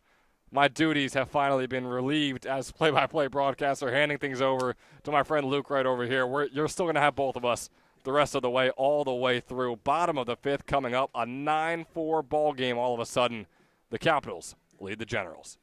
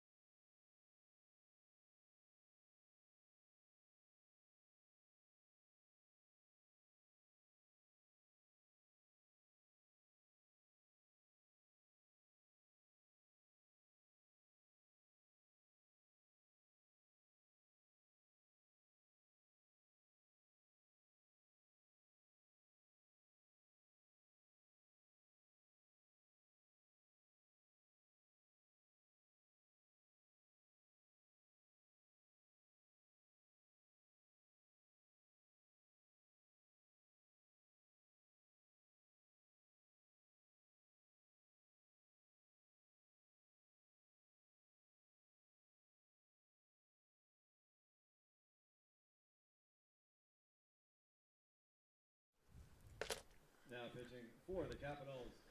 So we're back here at Moody Park after an 8-run 5th inning. Ben Chadwick alongside me. I am Luke Lemner. And what was almost history was just a little bit short. We were looking for double-digit runs in an inning for the first time, at least in the 2025 ECCBL season, which probably would have been of all time in the ECCBL. We had never seen that many runs in an inning. But nonetheless, the onslaught was capped at 8, so the Capitals put together an 8-run 5th inning and now lead 9-4 over the crosstown rivals, the Trenton Generals.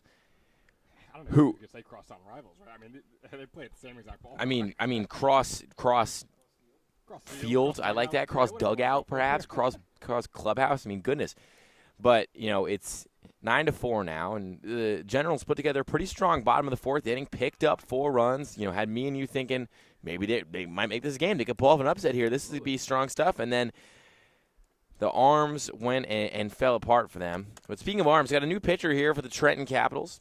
James Mueller, as that one's way outside, 2-2. Hails from Pittstown, New Jersey. Pitched at Alvernia University this past season. Heading into his senior year there. Academic honor roll past 3 years, so he's a weapon in the classroom as much as he is on the baseball field, as that one's in there for a called strike 3. And he retires his first batter looking. So there's one gone with Tomasetto coming up. Number 21, first baseman. Yeah, talk about a great start. Excuse me, Wisniewski, not Tomasetto. Kasurka. I saw the red helmet, and I thought it was Tomasetto. A lot of red helmets. lot of red helmets here. Colleges here in the ECCBL, but Kasurka had a great 3 innings, and then obviously in the fourth allowed 4 runs to the Generals, which is the only reason they're even remotely in this ball game right now because of what we just saw. But yeah, Mueller, I mean, it was a great way to start off. He looks good and he looks warm up there on the mound. Well, it's hard for him to be cold on a night like tonight. The hottest night we've had of the ECCBL so far. Hot, so hot, in fact, that you and I took the window out in front of where we're sitting. I gotta preface this. You took the window out. I took the window out. So if it takes us forever to put it back in, I suppose it's my fault. Even though I'm pretty confident I can get it in the over-under. I can get it under the line of 2 minutes. I was gonna say you just said for us to put it back in. Yeah, no, for me. No, for me. It's for me. It's a solo mission. If it takes you over 10 minutes and I'm all done cleaning up our equipment here, I'm leaving. And Yeah. I'm waiting to see just how long it takes. Yeah. You give me a call. I know. I will. No, I'll probably be in my car before you. As the 2-1 it hits him in the back.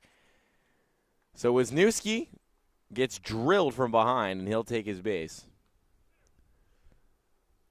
As the Generals have 1 on with 1 gone here in the bottom of the 5th. Number 29, second baseman, Justin Sestowicki. Another member of the Red Helmet Club. This one more maroon, but Sestowicki's going to come up. Second baseman, right-hander. Digs into face Mueller. The first pitch is down low, ball 1.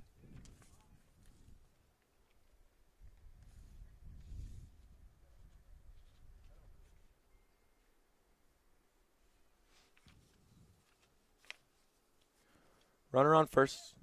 That one's outside. 2-0, so Sestowicki's ahead in the count here, facing off against Mueller. Yeah, and a guy who used to be a Power 5 ball player, right? Was in the ACC with North Carolina in his freshman season, then transferred to Elon.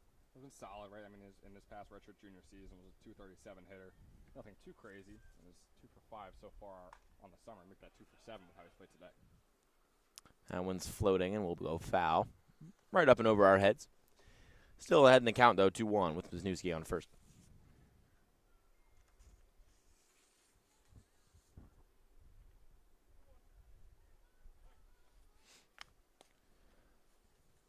Mueller gets a signal. Delivers. This one's hit sharply to shorten off the glove of Tolbert. So the runners will advance. And there's back-to-back base runners for the Trenton Generals as they try to surge their own comeback effort. Trailing 9-4. But that was a nice couple at-bats back-to-back for this team in orange. It surely was, and something we saw from the Generals way too often in that last inning. It's an error going to be on there on Ethan Tolbert right there. I mean, it hit his glove, so there's nothing much you could say about that. But still a nice hard ball hit by Sestowicki. Yeah, 2 runners on him. You can't ask for much more. Of course, there is that 1 out on the board, but got to get at least 1 or 2 runs back in this inning right after that disastrous 8-run fallout in the top. So Tomasetto's up now. Is initially behind the count 0-1. 2 on and 1 gone for Tomasetto. In the portal right now, looking for a new home from Rutgers, New Brunswick.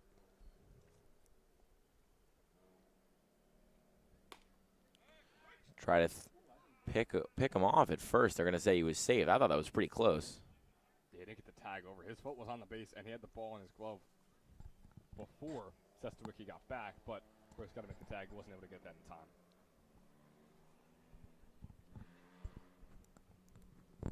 So Barbash nearly got the pick off. But still, the count's 0-2 for Tomasetto. Hit .218 this past season at New Brunswick. But at 18 RBI, you're trying to pick up 2 more here with a double into the gap. The 0-2. Outside. Barbash pops up again to try to goad Sestowicki back to first base. He does successfully. This time, no throw. And he looks really good behind the dish. I mean, that throw over to first was nearly the one to get Sestowicki out. Nice pop time right there, getting right up. So he looks really good, really solid with the gear behind home plate right now.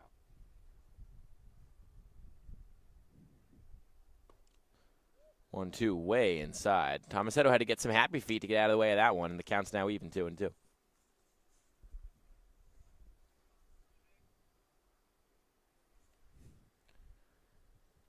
Mueller already thrown 16 pitches. He's got just 1 out. It's 2-2 now against Tomasetto. This one's popped up. Mile high, coming down for it is Go, and he makes the catch. Boy, that is a raspy voice that I hope we can get on the broadcast one of these days. I'm not sure if you heard Scro, but boy, when he called that ball out, he had some oomph to that to that call out. But Scro gets it into his glove. So Cano Pizzell will come to the plate with 2 on and 2 gone here in the bottom of the 5th. Looking for any kind of run to slash into this 5-run deficit. There was initially a 3-run lead before 8 in the top of the 5th pushed the score to these numbers as that one's way inside, almost hit him. Yeah, almost hit him, but also cut even more inside at the very end there and almost hit the strike zone as well. So a lot of stuff on that curveball from Mueller right there. Mueller trying to seemingly back these batters off the plate with a lot of inside pitches. He hasn't gotten anybody to swing and miss at that down and away slider yet. This one's lined into the outfield. It'll get down. Runner's going to come. So Wisniewski turns around third. The play at the plate is out of the glove of Barbash. He had him by about a mile. Wisniewski doubled over, hands on his knees. He knew that one was not even close if he got tagged, but Barbash cannot bring it in the mitt. And so the Generals get one back here. It's 9-5 at the bottom of the 5th. And James Schaefer comes to the dish, laid down a beautiful bunt in his last AB, which feels like millennium ago, which it kind of was. We had one of the longest half innings we've seen all summer in the top of the 5th. If we're just talking about this summer, that surely was the longest inning, one of the longest in ECCBL history, you could definitely say. But, I mean, yeah, when it comes to Barbash, behind the dish, I was saying he has looked spectacular. But I guess if you take there he was kind of in front and to the left, and suddenly. To the left, and things might change. I mean, it just popped right out of his glove. It's really unfortunate to see. Mueller's 0-0. Down low, ball 1.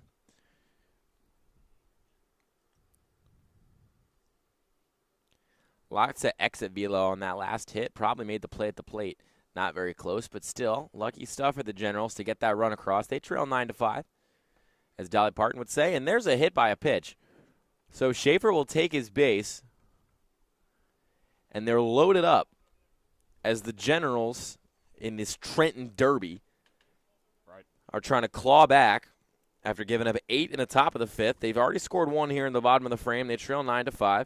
Mueller, I mean, honestly, I thought looked very good through 2, but through batters at least, but has so far struggled to put these Generals away. It's unraveling a little bit, right? And you hope he can get it out right here with Salmon up at the plate.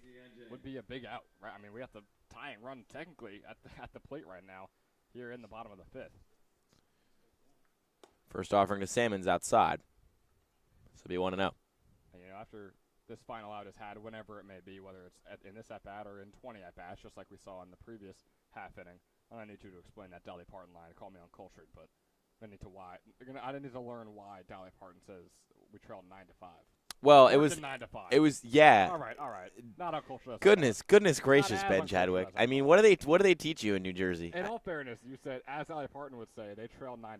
I'm pretty sure I said they trail. I think did Dolly Parton it was the 9-5 part I was going for on the reference, but working 9-5 works. That works. Yeah, I mean, you didn't get the Fairleigh Dickinson joke earlier. You didn't get the Dolly Parton joke. Oh my goodness! So locked in on this game and on this King's Pizza that we have up here in the press box. This one's foul tip, so it'll be 1-2. Salmon trying to dig in. Make a big splash here. But the base is loaded. 1-2, 2 gone. Generals trail by 4. The pitch. Down low. Count's going to be even at 2. So it's 2-2-2. And if you're the Capitals, that 1-2 count has to turn into an out. Or at least has to turn into a ball that's made contact and is in play for your defense. Cannot give up a walk right here. An RBI walk is just the worst-case scenario for Mueller. The 2-2 for Mueller. Swing and a miss. He got him. Drop ball on the 3rd strike, but a pump and a fire from Barbash, and that'll be the end of the bottom of the 5th. 1 run, 3 left, but not tons of damage done for the Generals. They still trail 9-5. We go to the top of the 6th.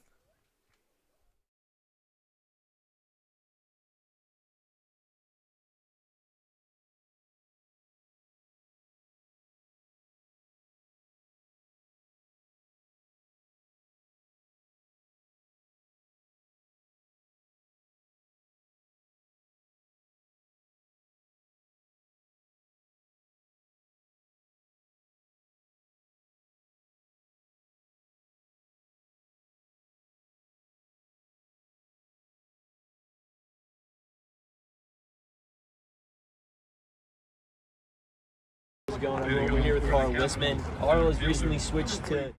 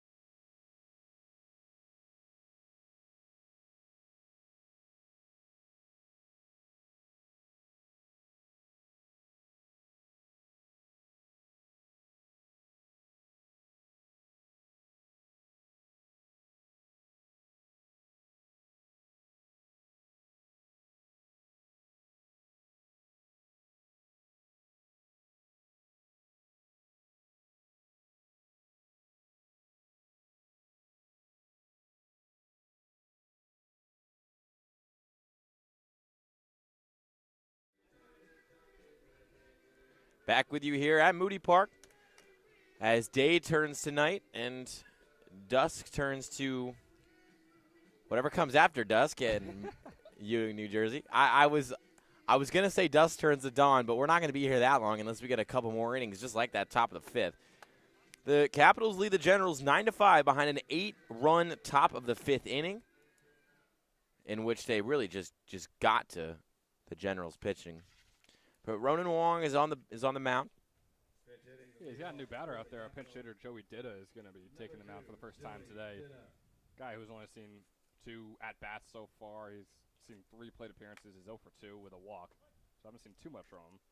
Still uncommitted out of Steinert High School. Swing and a miss on that first pitch. Nice offering there from Wong. It's something interesting, too. We saw Huang after that top, or after the top of the 5th. He went over to warm up again. This one's lifted high, but not that deep on the edge of the infield, and the catch will be made. So Tomasetto brings that one in, and there's one away here in the top of the 6th. But as I was saying, Wong allowed 1 hit, 1 walk, 1 earned run to his name as well. And immediately after, he was not pleased at all. Of course, I mean, the whole pitching unit should be pleased after that 8-run inning. But yeah, he went right back over to where he was warming up before, threw some more pitches, and obviously it looks like he's working. Fouled back. 0-1.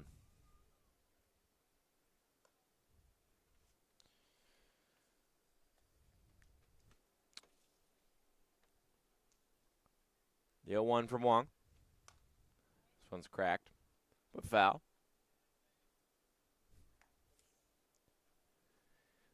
Wong played college ball this past spring at Tufts up in Boston. Hails from Hong Kong, but he's here in New Jersey now, pitching in the ECCBL. The 0-2, fouled back again. Behind everything so far.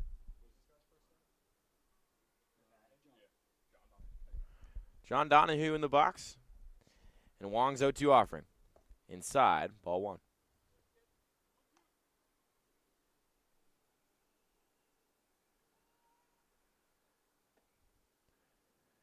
Seton Hall commit, staring down Wong. That one's outside again, 2-2. So Donahue works his way back even in the count with 1 gone. Capitals trying to add on to their 4-run lead. Donahue's first at-bat this summer as well for the Capitals. This one's chopped. Dominici has it and fires, and it's way over the head, and not being able to haul in is Wisniewski. So Donahue will hustle his way over to second base. And Wisniewski will jog back and turn the ball to Wong. An up-and-down day for Dominici in the hot corner continues. He's made a pair of errors, but also had a nice diving stop that forced a double play, but can't say there's a lot of confidence in that corner of the field right now. I was just about to say, it's been a roller coaster day for him over there on third base. Didn't have that error in the first time out where he had a play go over to him, but of course it was one that he really thought he should have had. Then, yeah, he made the great throw and had the double play, and then you have that right there. So definitely some ebbs and flows for Dominici out there on third. First pitch to Tolbert, rather Dombrowski, is down. So it's 1-0. Wong checks the runner and delivers. This one's popped up. Going to stay fair. Calling for it is Wisniewski. He's under it. Pops the glove up and makes the catch. So there's 2 away now, and the Generals are just 1 out away from getting through their 4th scoreless frame in this one. You'd think we've played 6 innings. They're about to get their 4th scoreless frame. They wouldn't have 9 runs on the board, but yet they do, and it's due in large part to that 8-run 5th inning. That might come back to bite them even if their offense puts together one of their best performances of the year. Absolutely, yeah. Tim Welsh started off the game allowing that 1 run on the top of the first, and you got to start to worry. It's a nice strike right there. Start to worry, like, is this going to unravel later on? It didn't, right? That 3 innings, scoreless innings, like you just said. And then talk about unraveling in that top of the 5th. Just a nightmare inning for the Generals. You got to think they can't allow another run the rest of this game if they want any chance of coming back. This one's popped up, but it'll go foul.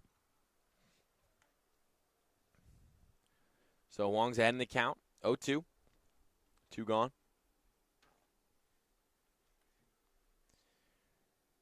Trying to put away Wisman, who's 1 for 2 today.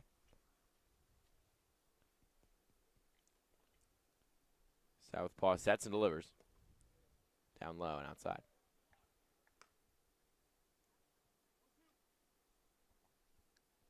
big out here, right? You have the runner in scoring position right now for the Capitals in the form of Donahue. But you do have 2 outs on the board for Huang. 1-2. Right in the zone to hit, but behind it was Wisman, so he fouls that one off. It'll stay 1-2.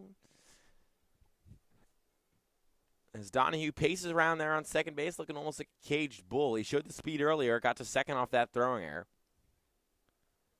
Trying to make a good first impression. Like I said, it's his first time playing in an ECCBL game and first time playing in a Summer League game. As Juan gets the swing and a miss to retire Wisman. So that'll be the end of the top of the 6th. A scary error, but other than that, no hits, no runs, and 1 man left. We're going to go to an interview with Wisman himself, the man who just struck out, to talk to our Luke Anderson.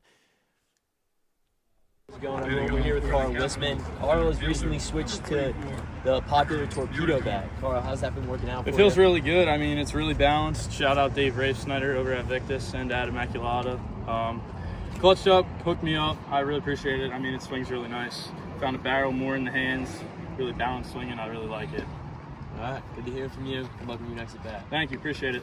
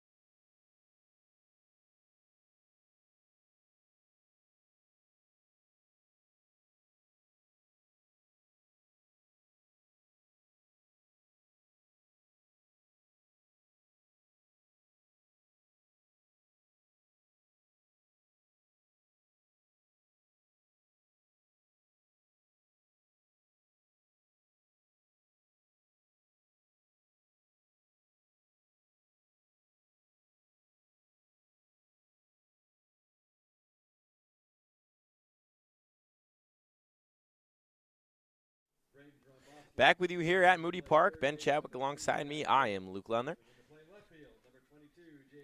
As the 2 Trenton teams do battle under the lights as the sun fades below the trees, and we try to crown a winner of the Trenton Derby, at least this early matchup between the Capitals and the Generals. The Capitals are riding an 8-run 5th inning to lead 9-5 as we go to the bottom of the 6th.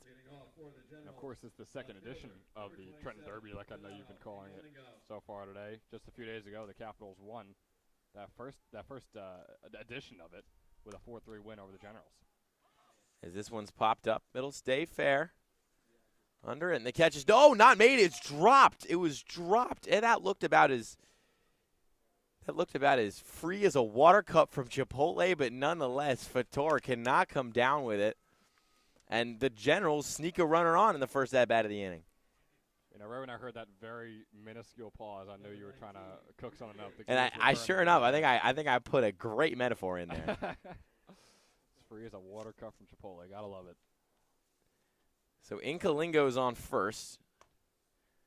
Sidewind delivery is too high. It's Jeremy Wacker on the mound for the Capitals, heading into his junior year at LaSalle College, communication major.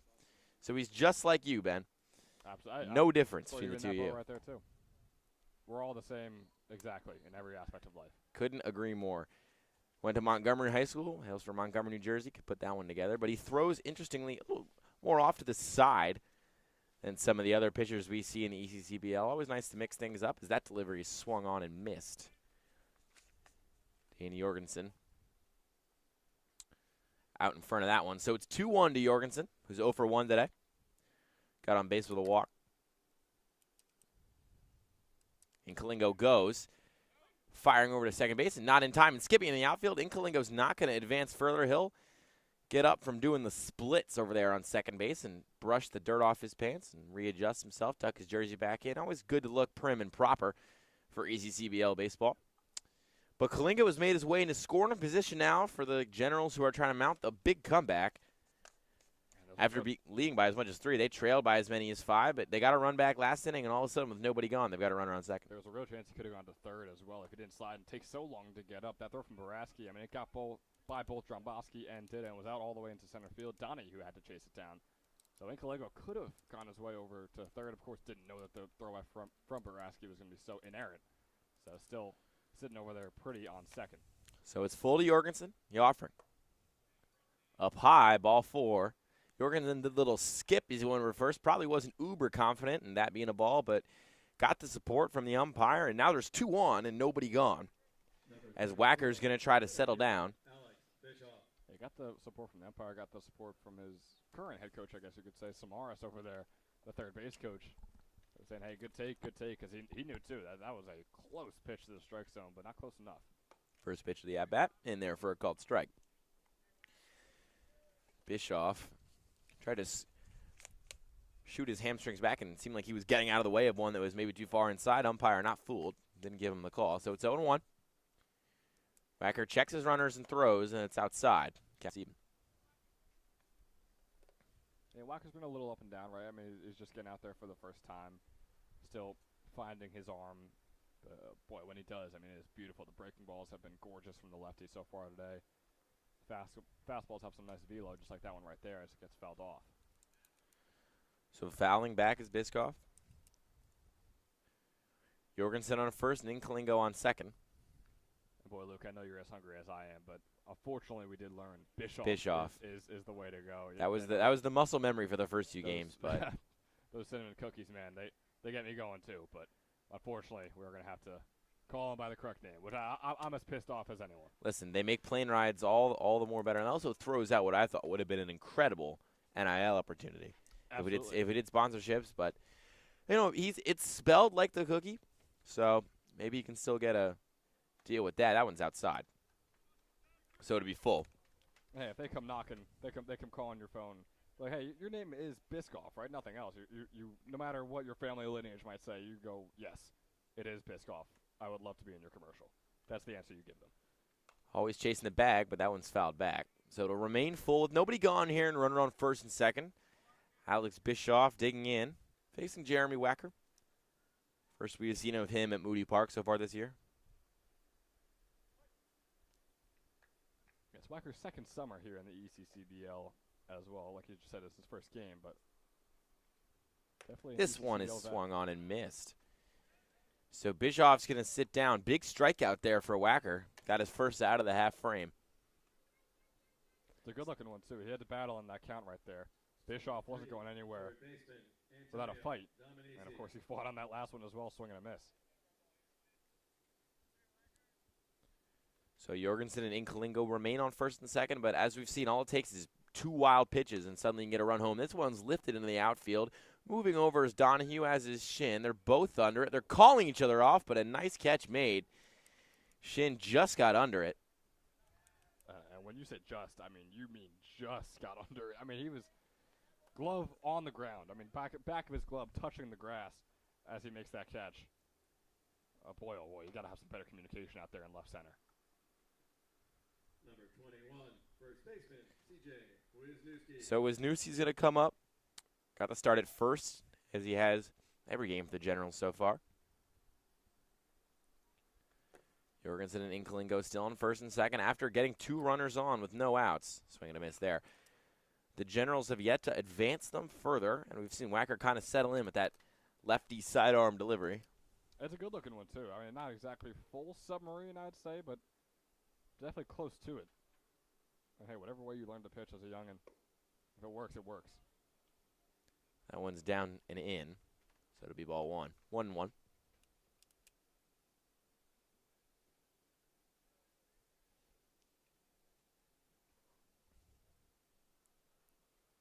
Wacker comes set and delivers. Way outside. 2-1. Hitters count here. Yeah, if you're the Capitals coaches over there in the dugout, you hope that he's able to minimize those types of balls as the game goes on, as his day goes on. 2-1 to Wisniewski outside again, firing on the runner back. No, rather pump faking. Got me too. Boraski just trying to hold Jorgensen accountable over there on first base.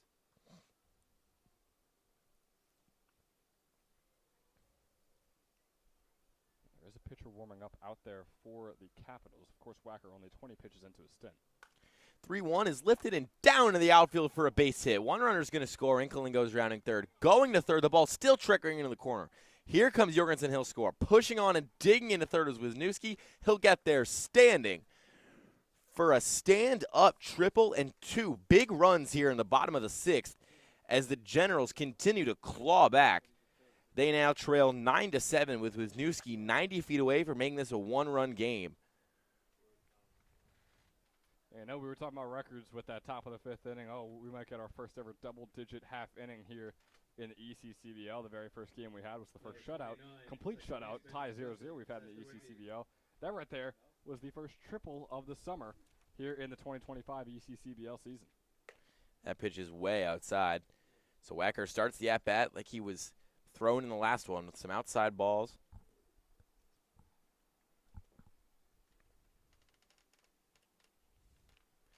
The 0-1. Just on the edge again. This time outside, though. Won't get the call. So it'll be 2-0. Setsowski's up.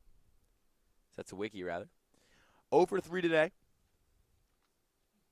One of the few hitless gens. That one's outside again, though. Big hitters count here, 3-0. Not something we're used to saying, too. Oh, one of the very few hitless players on this Generals team here today. Usually we're used to saying, yeah, it's only one of the 2 players with a hit today with how the Generals have played offensively so far this summer. And that one's up high. So says how Setsowicki will take his base.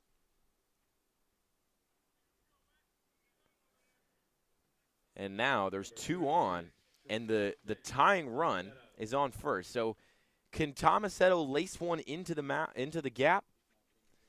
We'll see, but it could be representative of the tying run. Donning his Rutgers New Brunswick batting helmet. That one's outside. As Wacker's trying to dig in. 8.1 ERA across just 3.1 innings pitched at LaSalle. 4 appearances. Struck out 5, though. 1-0. In there. Swing and a miss, though. Tomasetto wanted that one. I mean, want to talk about one big swing. He almost went out of his shoes looking for that ball. He absolutely did. And this is a guy that did struggle with those swinging strikes in this past season with Rutgers New Brunswick. His redshirt freshman season had 21 strikeouts compared to his just 3 walks. This one is lifted pretty far into the gap. Both outfielders going back on it. Donahue and Shin as Donahue's under it. And that will retire the side. 2 runs, a handful of hits, and 2 men left as the Generals get 2 runs back and make this a 9-7 ball game. We'll go to the top of the 7th. Don't go anywhere. Hi, my name is Dr. Philip Glassner. Here to go to the Generals. Hi, my name is Dr. Philip Glassner. I'm a hip and knee replacement specialist at Mid-Jersey Orthopedics. We're a multi-specialty orthopedic practice with offices in Flemington, Bridgewater, and Washington, New Jersey. We have 18 fellowship-trained specialists to take care of you from your neck down to your toes. We offer conservative management such as bracing, therapy, and injections through surgical interventions as well. Our goal is to keep you active and healthy and get you back in the game. We also offer on-site digital x-ray as well as MRI. We have evening and Saturday morning office hours to assist with convenient appointment times, as well as having walk-in appointments available. Call us or visit our website at midjerseyorthopedics.com so we can help you to live life better.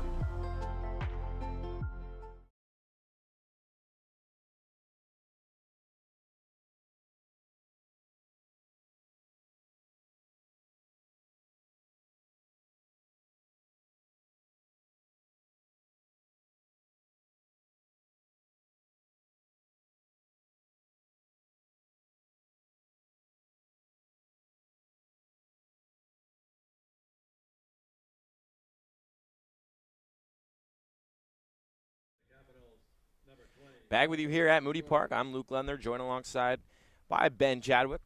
We've seen a pretty high-scoring affair between these 2 teams, including 7 runs from the Generals, who have been one of the lowest-scoring offenses in the ECCBL this year. But still, 7 runs not enough for them. They trail their you could really say field rivals the Capitals 9-7. Still just 5 hits to the Capitals' name and 4 to the Generals. It's been a comedy of errors between these two teams. As Ronan Wong tries to dig in, coming out for his 3rd inning of work, 2nd full inning of work. Here in the top of the 7th.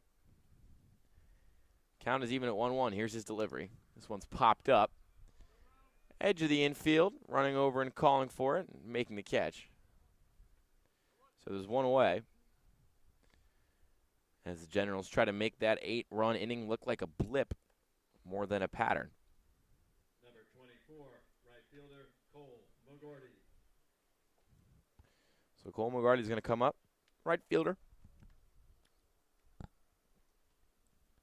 First pitch of his at-bat, he lifts this one to right field. Schaefer's there, he's under it, pops the glove up, and makes the catch. So there'll be 2 gone, and just like that, I mean, you blink, and all of a sudden, 2 outs, and Ronan Wong looks as comfortably as he has all evening. That's exactly what he should want, right? He's confident in his defense. He's finding the strike zone. Just because they're putting it in play doesn't mean that he's upset with himself because he knows the defense he has behind him. Of course, they have those 4 errors so far today, but they're looking good as this game goes on. A couple of flyouts over to James Schaefer.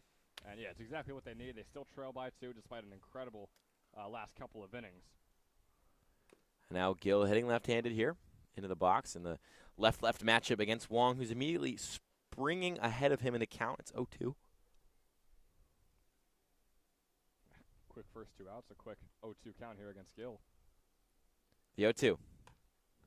Grounded to third, collected by Dominisi, pumps and fires, and he gets him across the diamond. So you blink and you'll miss it, and we go to the stretch. No runs, no hits, no men left, and Ronan Wong cruises through the top of the 7th. We'll be right back here on YouTube.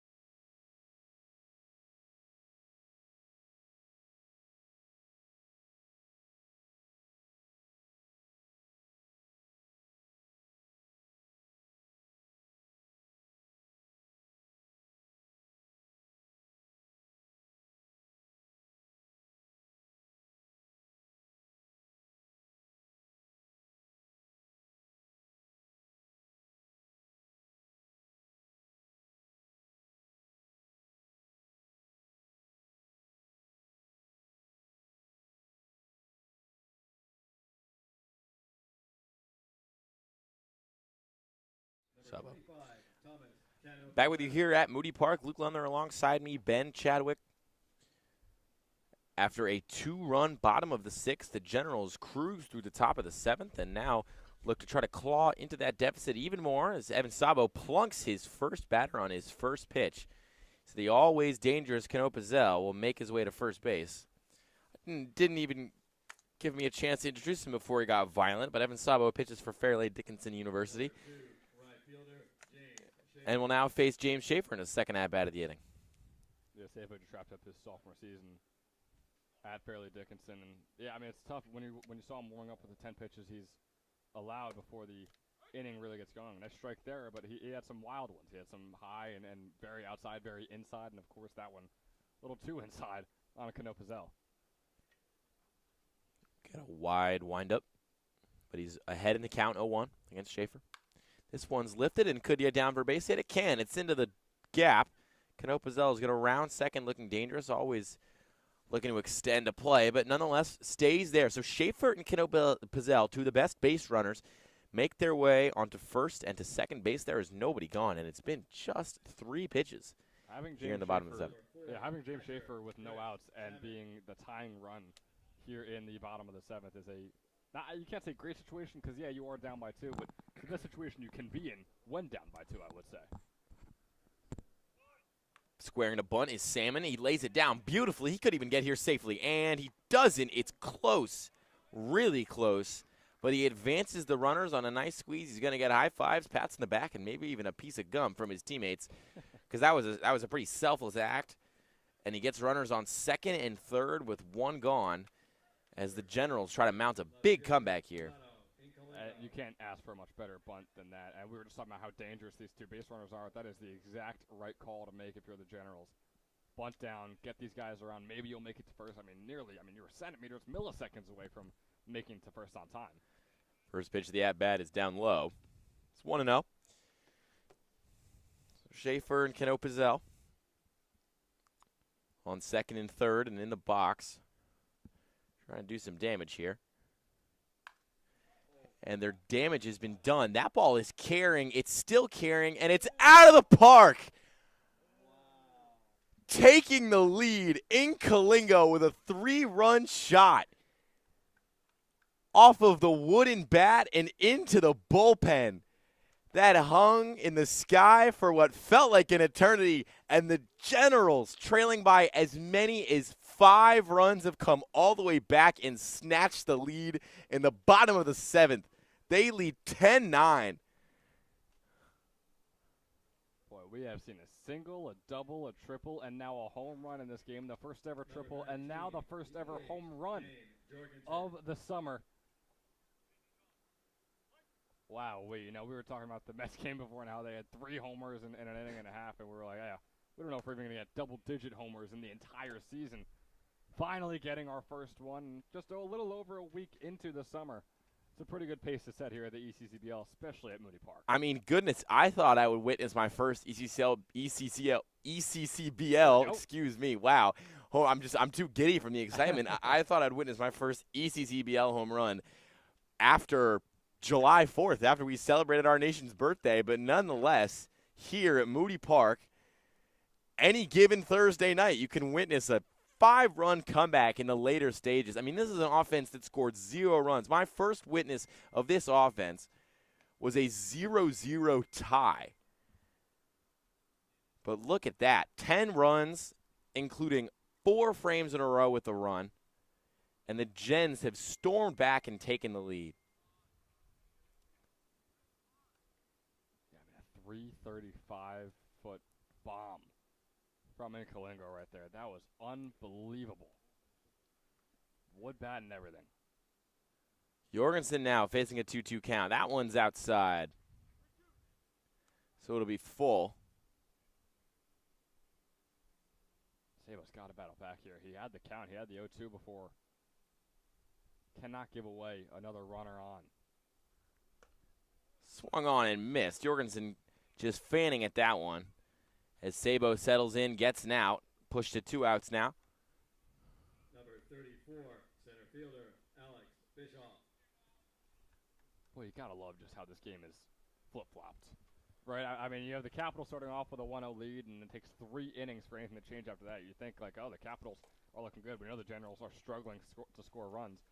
And they punch us in the mouth real quick in the bottom of the 4th, scoring those 4 runs, and the Capitals say, well, hold on, we enjoyed having that lead. Here's 8 right back at you. And now the Generals all of a sudden take the lead just a couple innings later. Little by little, the Gens have clawed their way back and have taken the lead. I mean, it's free to watch when you come here and enjoy the ECCBL. But, man, these people, you could say they're still getting their money's worth regardless. The fans we have up and down the right and left field line, the fans we have beyond center field. fans we have watching at home as well. Watching at home on this YouTube stream. This one popped up foul right by the wall. Did he come over down with it? No, he didn't. Hard for us to see from that angle. Could have been a nice play.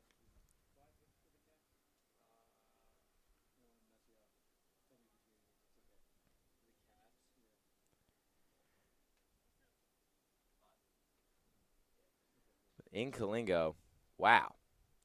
What a swing from him. Gives his team the lead. This one's grounded at first. Could be an easy play. Sure enough. Wisman, no, rather he Bill Buckner and it went right through his legs. Goodness, they 5-holed Wisman. I mean, the Stanley Cup was on last night, but that one could have lit the lamp if there was a net behind him. It's been a rough day for Carl Wisman over there. Already a second error on first base.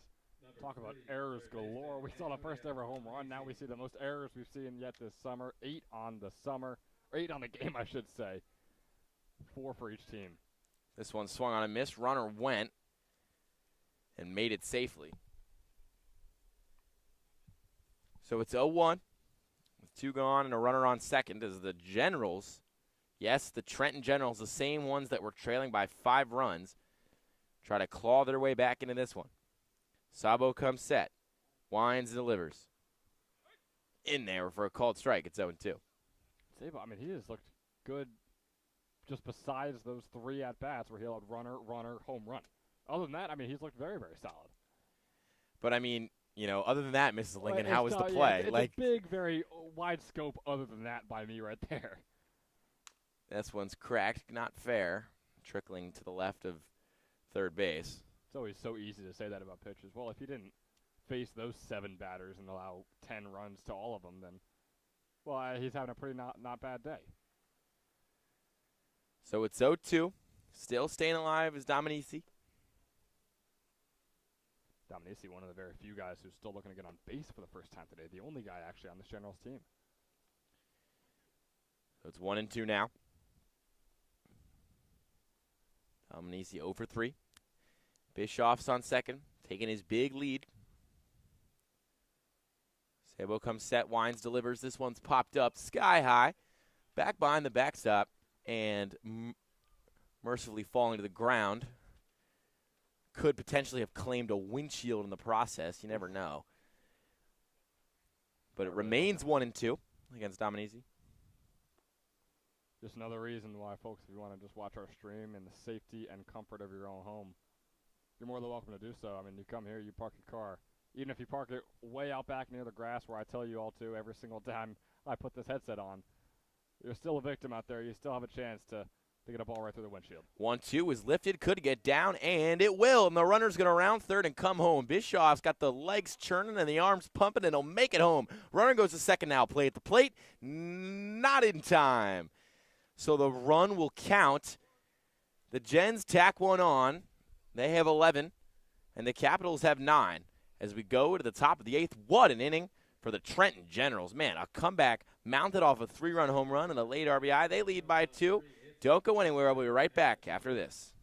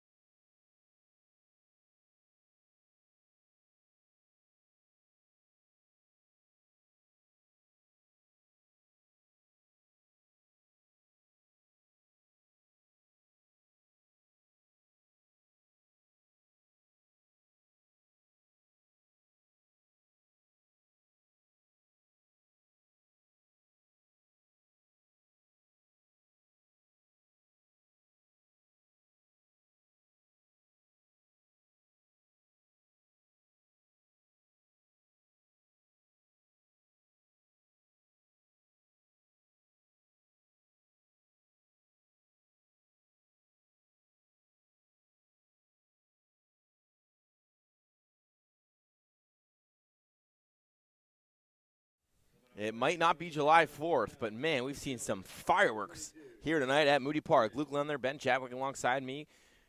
You're picking us up here in the top of the 8th inning with at one point leading by 5 runs. Trenton Capitals now trailing the Trenton Generals, who lead them 11-9. But the Capitals are trying to make something happen with their bats, as they did to enormous effect in the 5th inning, putting up 8 runs, kind of in the tank of their offenses. This one's driven well into the gap. It could get down for extra bases, and it does, right in front of the wall. Rounding first and digging in for second is Jaden Shin, sophomore over there at Cornell.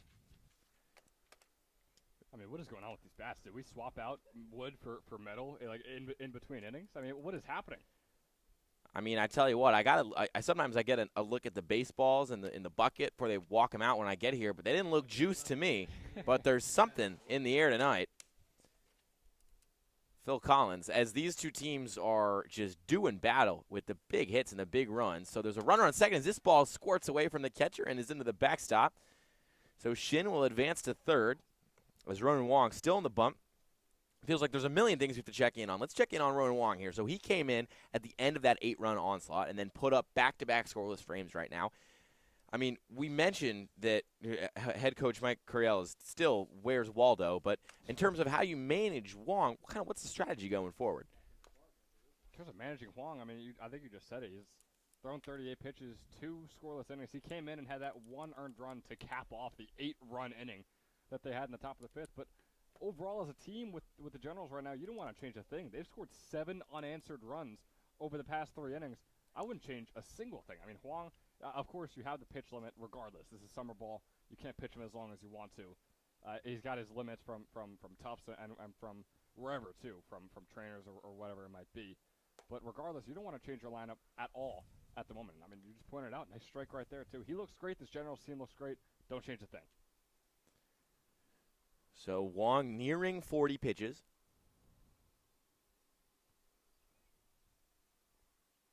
This one swung on and missed, and he gets the strikeout.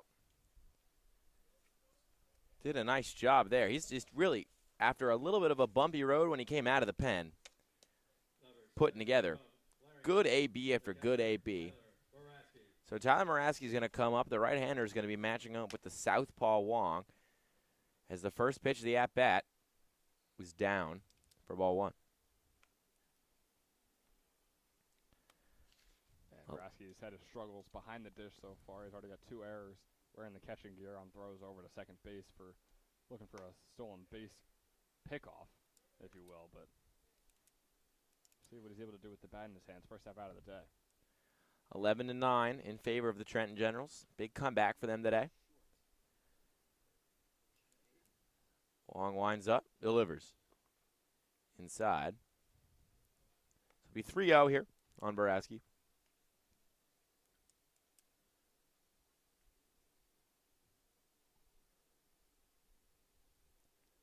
Wong, college ball at Tufts. Just 1 year there, trying to work on a lot of stuff this summer, and that one's in there for a called strike. That's big, right? It was a rough 3 pitches to start off the at-bat, give him a 3-0 count. Just handing it to him, really, but nice to let him know you're still there. You can still find the strike zone if you're Huang. This one is down low, so it'll be the 4th ball of the AB, and Moraski will take his base. So runners in the corners now, and the lead-taking run finds the way to the plate as these two teams just deciding to treat us today to an offensive explosion between the two of them. Wong's going to settle in and reset himself. But he's got Baraski on first and Shin on third after Shin blasted a double into the gap to lead off the inning. Ditta's up. This one's outside. Yeah, boy, Luke, I mean, the last time we had the headsets on together was actually opening day with that 0-0 tied. 0-0. Shutout. Yeah. And now we've got 20 more runs just in the 8th inning of this one. So bit of a different turn of events across our first 2 broadcasts together.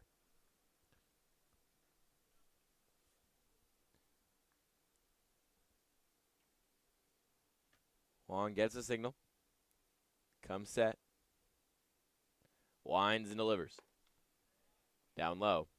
2-1. Excuse me, rather. 2-0.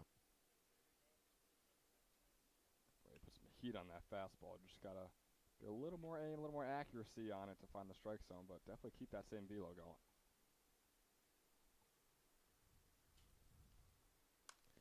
This one's lifted foul towards the direction of my car. I got to get it in every time I'm on the broadcast because I always fear the good old Mazda, or as I call it, the Maserati, might be taking a beating back there. But, I mean, I will say this. After the broadcast, last time I was here on Monday, I was walking in my car, and I was thinking, my parents were texting me because they were listening, and they were telling me, I really hope a baseball didn't hit your car. And I was like, I don't think it did. I think I'm fine. I'm really parked. I get there. There is a baseball lying in the grass. This one's fouled back again. It's lying in the grass a foot from my car. Like a foot from in front of my car. I was thinking, all right, if there was any more juice on that, I would be going to Safe Light Repair, Safe Light Replace. Bro, not a sponsor. On the way home. Hashtag not sponsored. Get that out of here. Hashtag not sponsored. Where's Dr. Glasner at? Where is he? The 2-2 is fouled back again. It'll remain 2-2. As we're enjoying our King's Pizza, we're showing the good people of wherever you are, Dr. Glasner, as often as we can. Those are our proud sponsors. Of course. I didn't mean to show disloyalty to the badge, Repair, to the club. Runner goes. This one is swung on, lifted, but not that far. Coming on is Bischoff. He makes the catch, much to the hollering. The play at the plate is in time. What a play from Bischoff. Comes in, makes the catch, and then beans Shin down the line. So 2 runners and 1 out and no runs to show for it. We go to the bottom of the 8th. The Generals leading 11-9.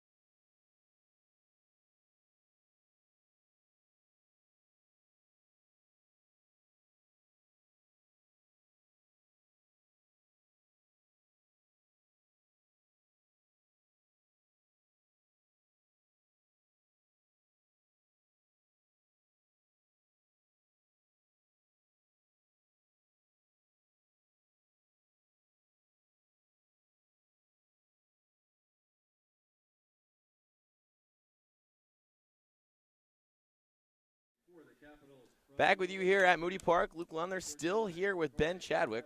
Yeah, not for much longer, Luke. I had to overstay my welcome. I just had a bad feeling that you were going to throw out an unwanted sponsor here on the Jersey Baseball Nation airwaves. I couldn't let that happen. So stayed on, make sure I took care of that. But yeah, we're going to hand things off. Make it another Luke cast up here at Moody Park in the press box to close things out here of this Trenton ballpark game.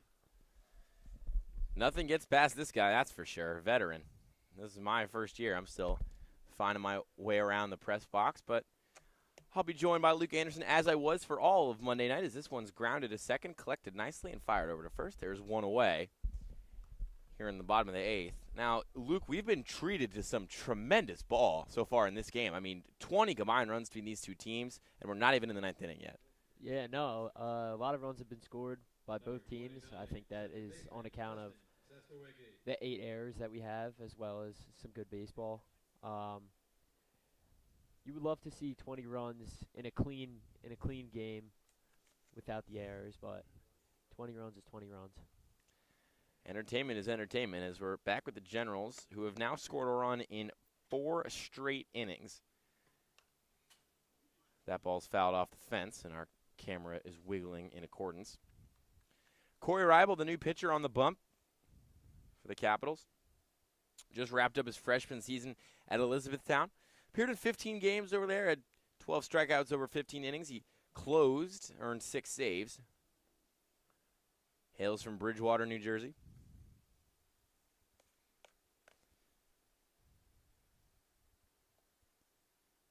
Elizabethtown, a nice D3 university in Pennsylvania. Personal connection. My high school basketball coach played there, so familiar with the Blue Jays logo, but unfamiliar with the game of Corey Reibel, who now has a 2-2 count up against Setstowicki. One gone. Pitch. Way inside. Had Setstowicki hitting B on his controller and spinning around. So it'll be a full count now. 3-2 against Setstowicki. Payoff pitch. Inside again, ball 4. And Setstowicki will take his base, and the Gens have another base runner. Almost every inning this year they've picked. Almost every inning this game they've picked up a base runner. 36, shortstop, Nick Tomasetto. As Tomasetto will now dig into the box, filling in behind Setstowicki in the order.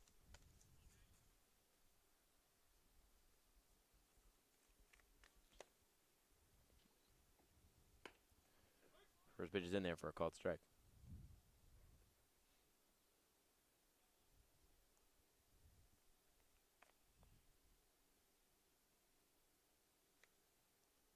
Reibel comes set and delivers. Runner goes.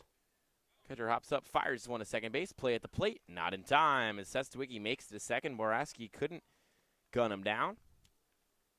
And the Gens have another runner in scoring position with 1 away and an 0-2 count.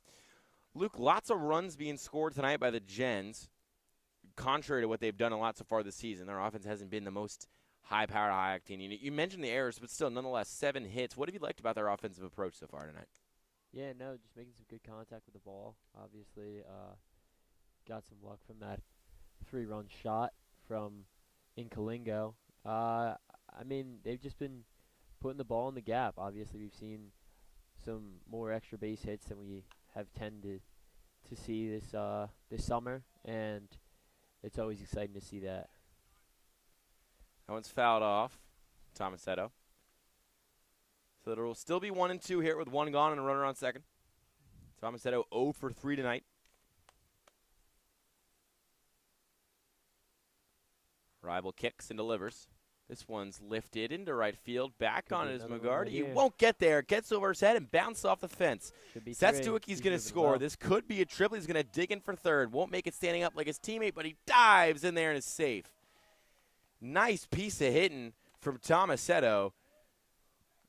And the Generals continue to just be live with the bats tonight. They now lead 12-9.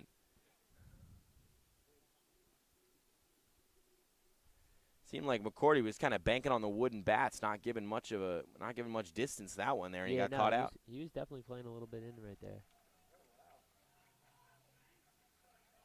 Oh, they called him out at first. Oh, they said he didn't touch the bag. We'll see what this conversation is going to be. The umpire said he didn't touch the bag, and so he's out. Tomasetto hits a shot, and he's going to walk back into the dugout, confused. That's obviously, tough. That's a tough disbelief. thing to fall on him. I mean, First base coach in disbelief as well. when he rounded, so when Tomasetto rounded first, then rounded second, as he was going to third, he turned and looked at his first base coach and, like, wheeled up a little bit, like pulled up for a brief second. And I assume that's because he was hesitant about going at third. Huh. But you have to wonder now, it could have been his first bait coach yelling at him like, didn't touch first, come back and touch first, something like that. Yeah, you got to think about it. But a tough mental error to give up. Still, the run will count. There's just 2 gone now. So Cano Pazell's the dish. Check swing, didn't go. 2-1.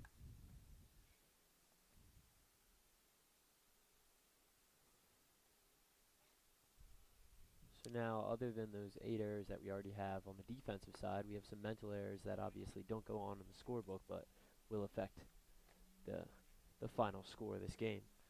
Yeah, not the cleanest, prettiest game on either side, but still entertaining product for both of us. Just to sit here and witness and describe. That one's inside. So Cano Pazell will take his base.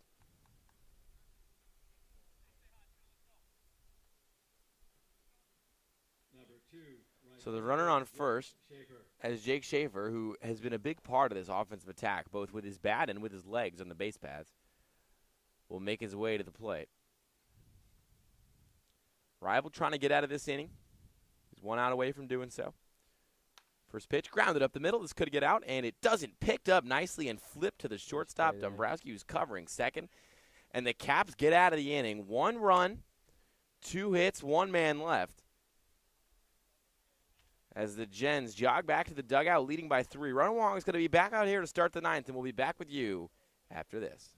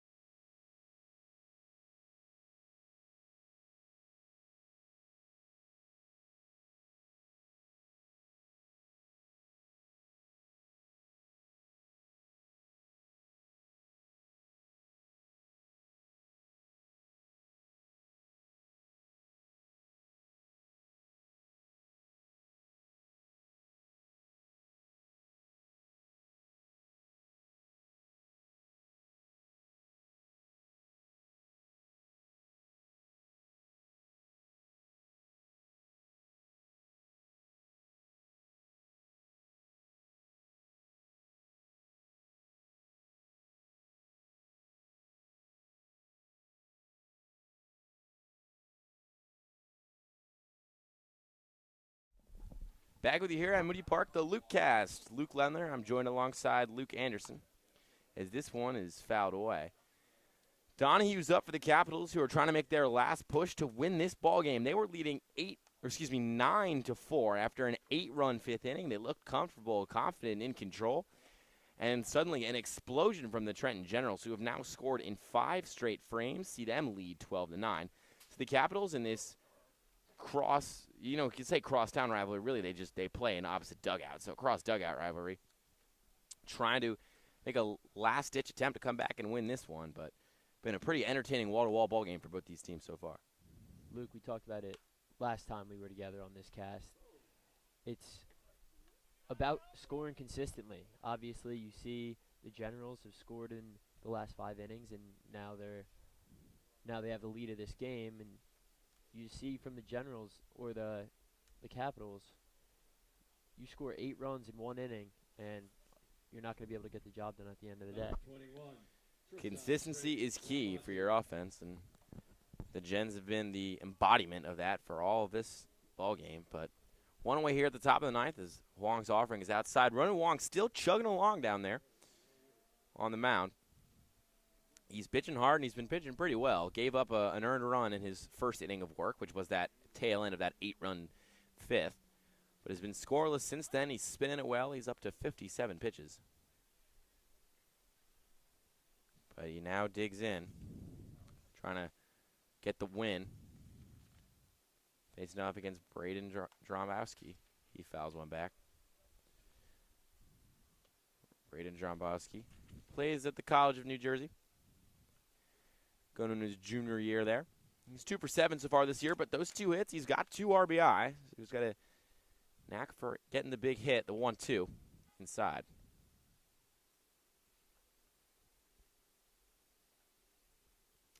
So the count's even with 1 away.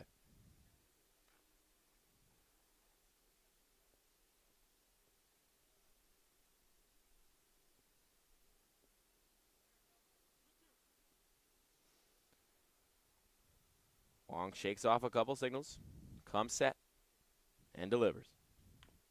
Fouled back. He'll stay 2-2. I mean, you talk about a guy who's faced a lot of hitters. It might just be his 5th inning of work, but Wong's still seen this lineup up and down twice by now because of just number of walks and hits he's given up, all the guys you saw at the top of the 5th. At this point, as the 2-2 is down low for a ball, how do you stay original and fresh against these hitters? I honestly don't even know if you can. I don't know if it's about originality. I think it's more about just trusting your stuff. Obviously, it's been working. He had a little trouble when he first got in, but he's been doing well since. Gives up a walk there. Himself and try and get these last 3 outs. 2 outs now. Well, you mentioned it. He's 2 outs away from closing this one out, putting together a pretty gutsy pitching performance, backed up by an offense that just woke up in that 4th frame and never went back to sleep. But a runner on first to lead off this inning. It's Trombowski. He takes a big lead, still trying to strap on that sliding mitt. So wiggle his hand in there. Seems to have done it successfully. Both teams active on the base paths tonight, taking advantage of those wild pitches and those errors as the 1-0 is way outside. Long licks his fingers, trying to find grip and traction.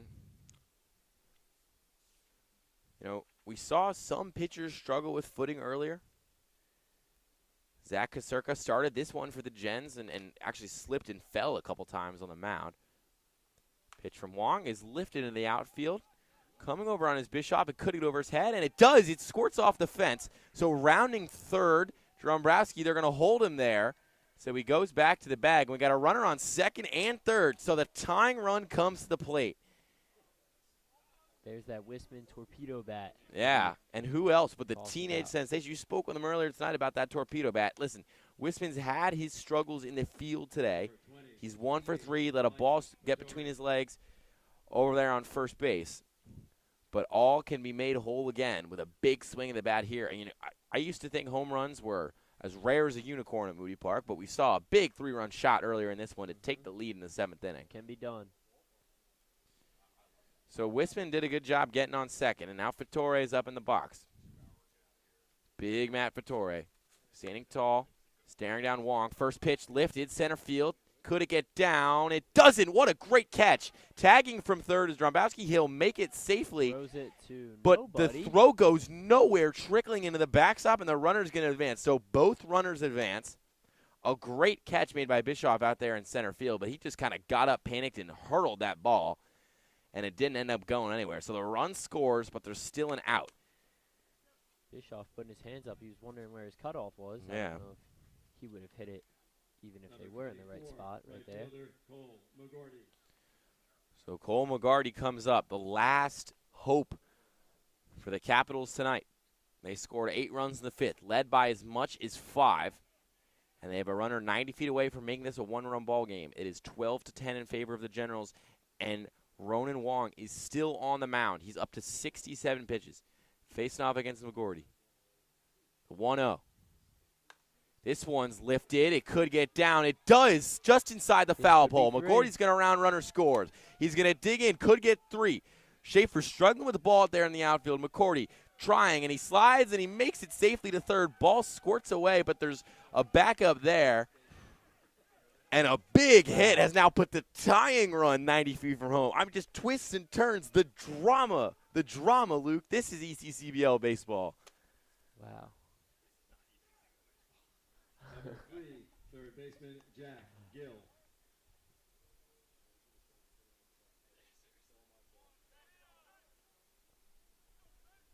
Now the tying run just 90 feet away. Wong on the mound still. He's nearing 70 pitches. That one's outside, ball one. Nobody working in the pen right now. It's Ronan Wong or bust if you're the Trenton Generals. The Capitals, once leading by as many as 5, with a tying run 90 feet away, it's 2-0. Gill in the box. The right-hander stares down Wong. McGordy just picked up a huge 3-bagger. Gill's ahead in the count, 2-0. Wong delivers. In there for a called strike. Nice pitch in the outside corner.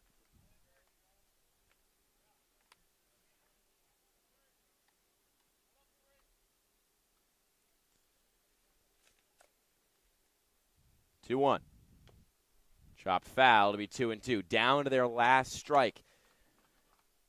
Trenton Capitals facing off against the Trenton Generals here at Moody Park. 2 runs in the top of the 9th have made this a 1-run ball game, with McCourty standing on third, 90 feet from tying this one.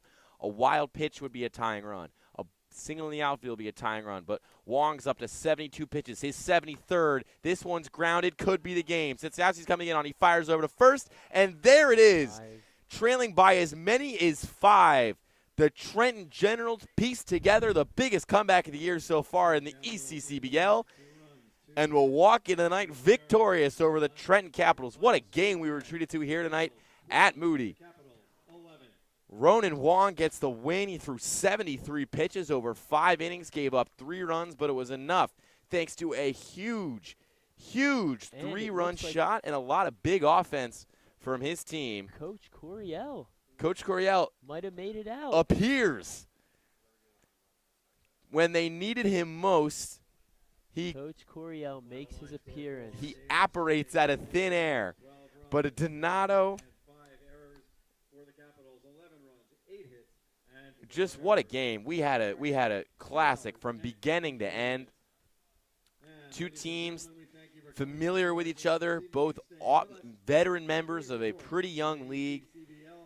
Back and forth, twists and turns, up and down. But at the end of the evening, it is the Trenton Generals who emerge victorious over the Trenton Capitals. For my broadcast partners, Ben Chadwick and Luke Anderson, I'm Luke Lender. Thank you so much for tuning in. Stay safe, and we'll talk to you next time.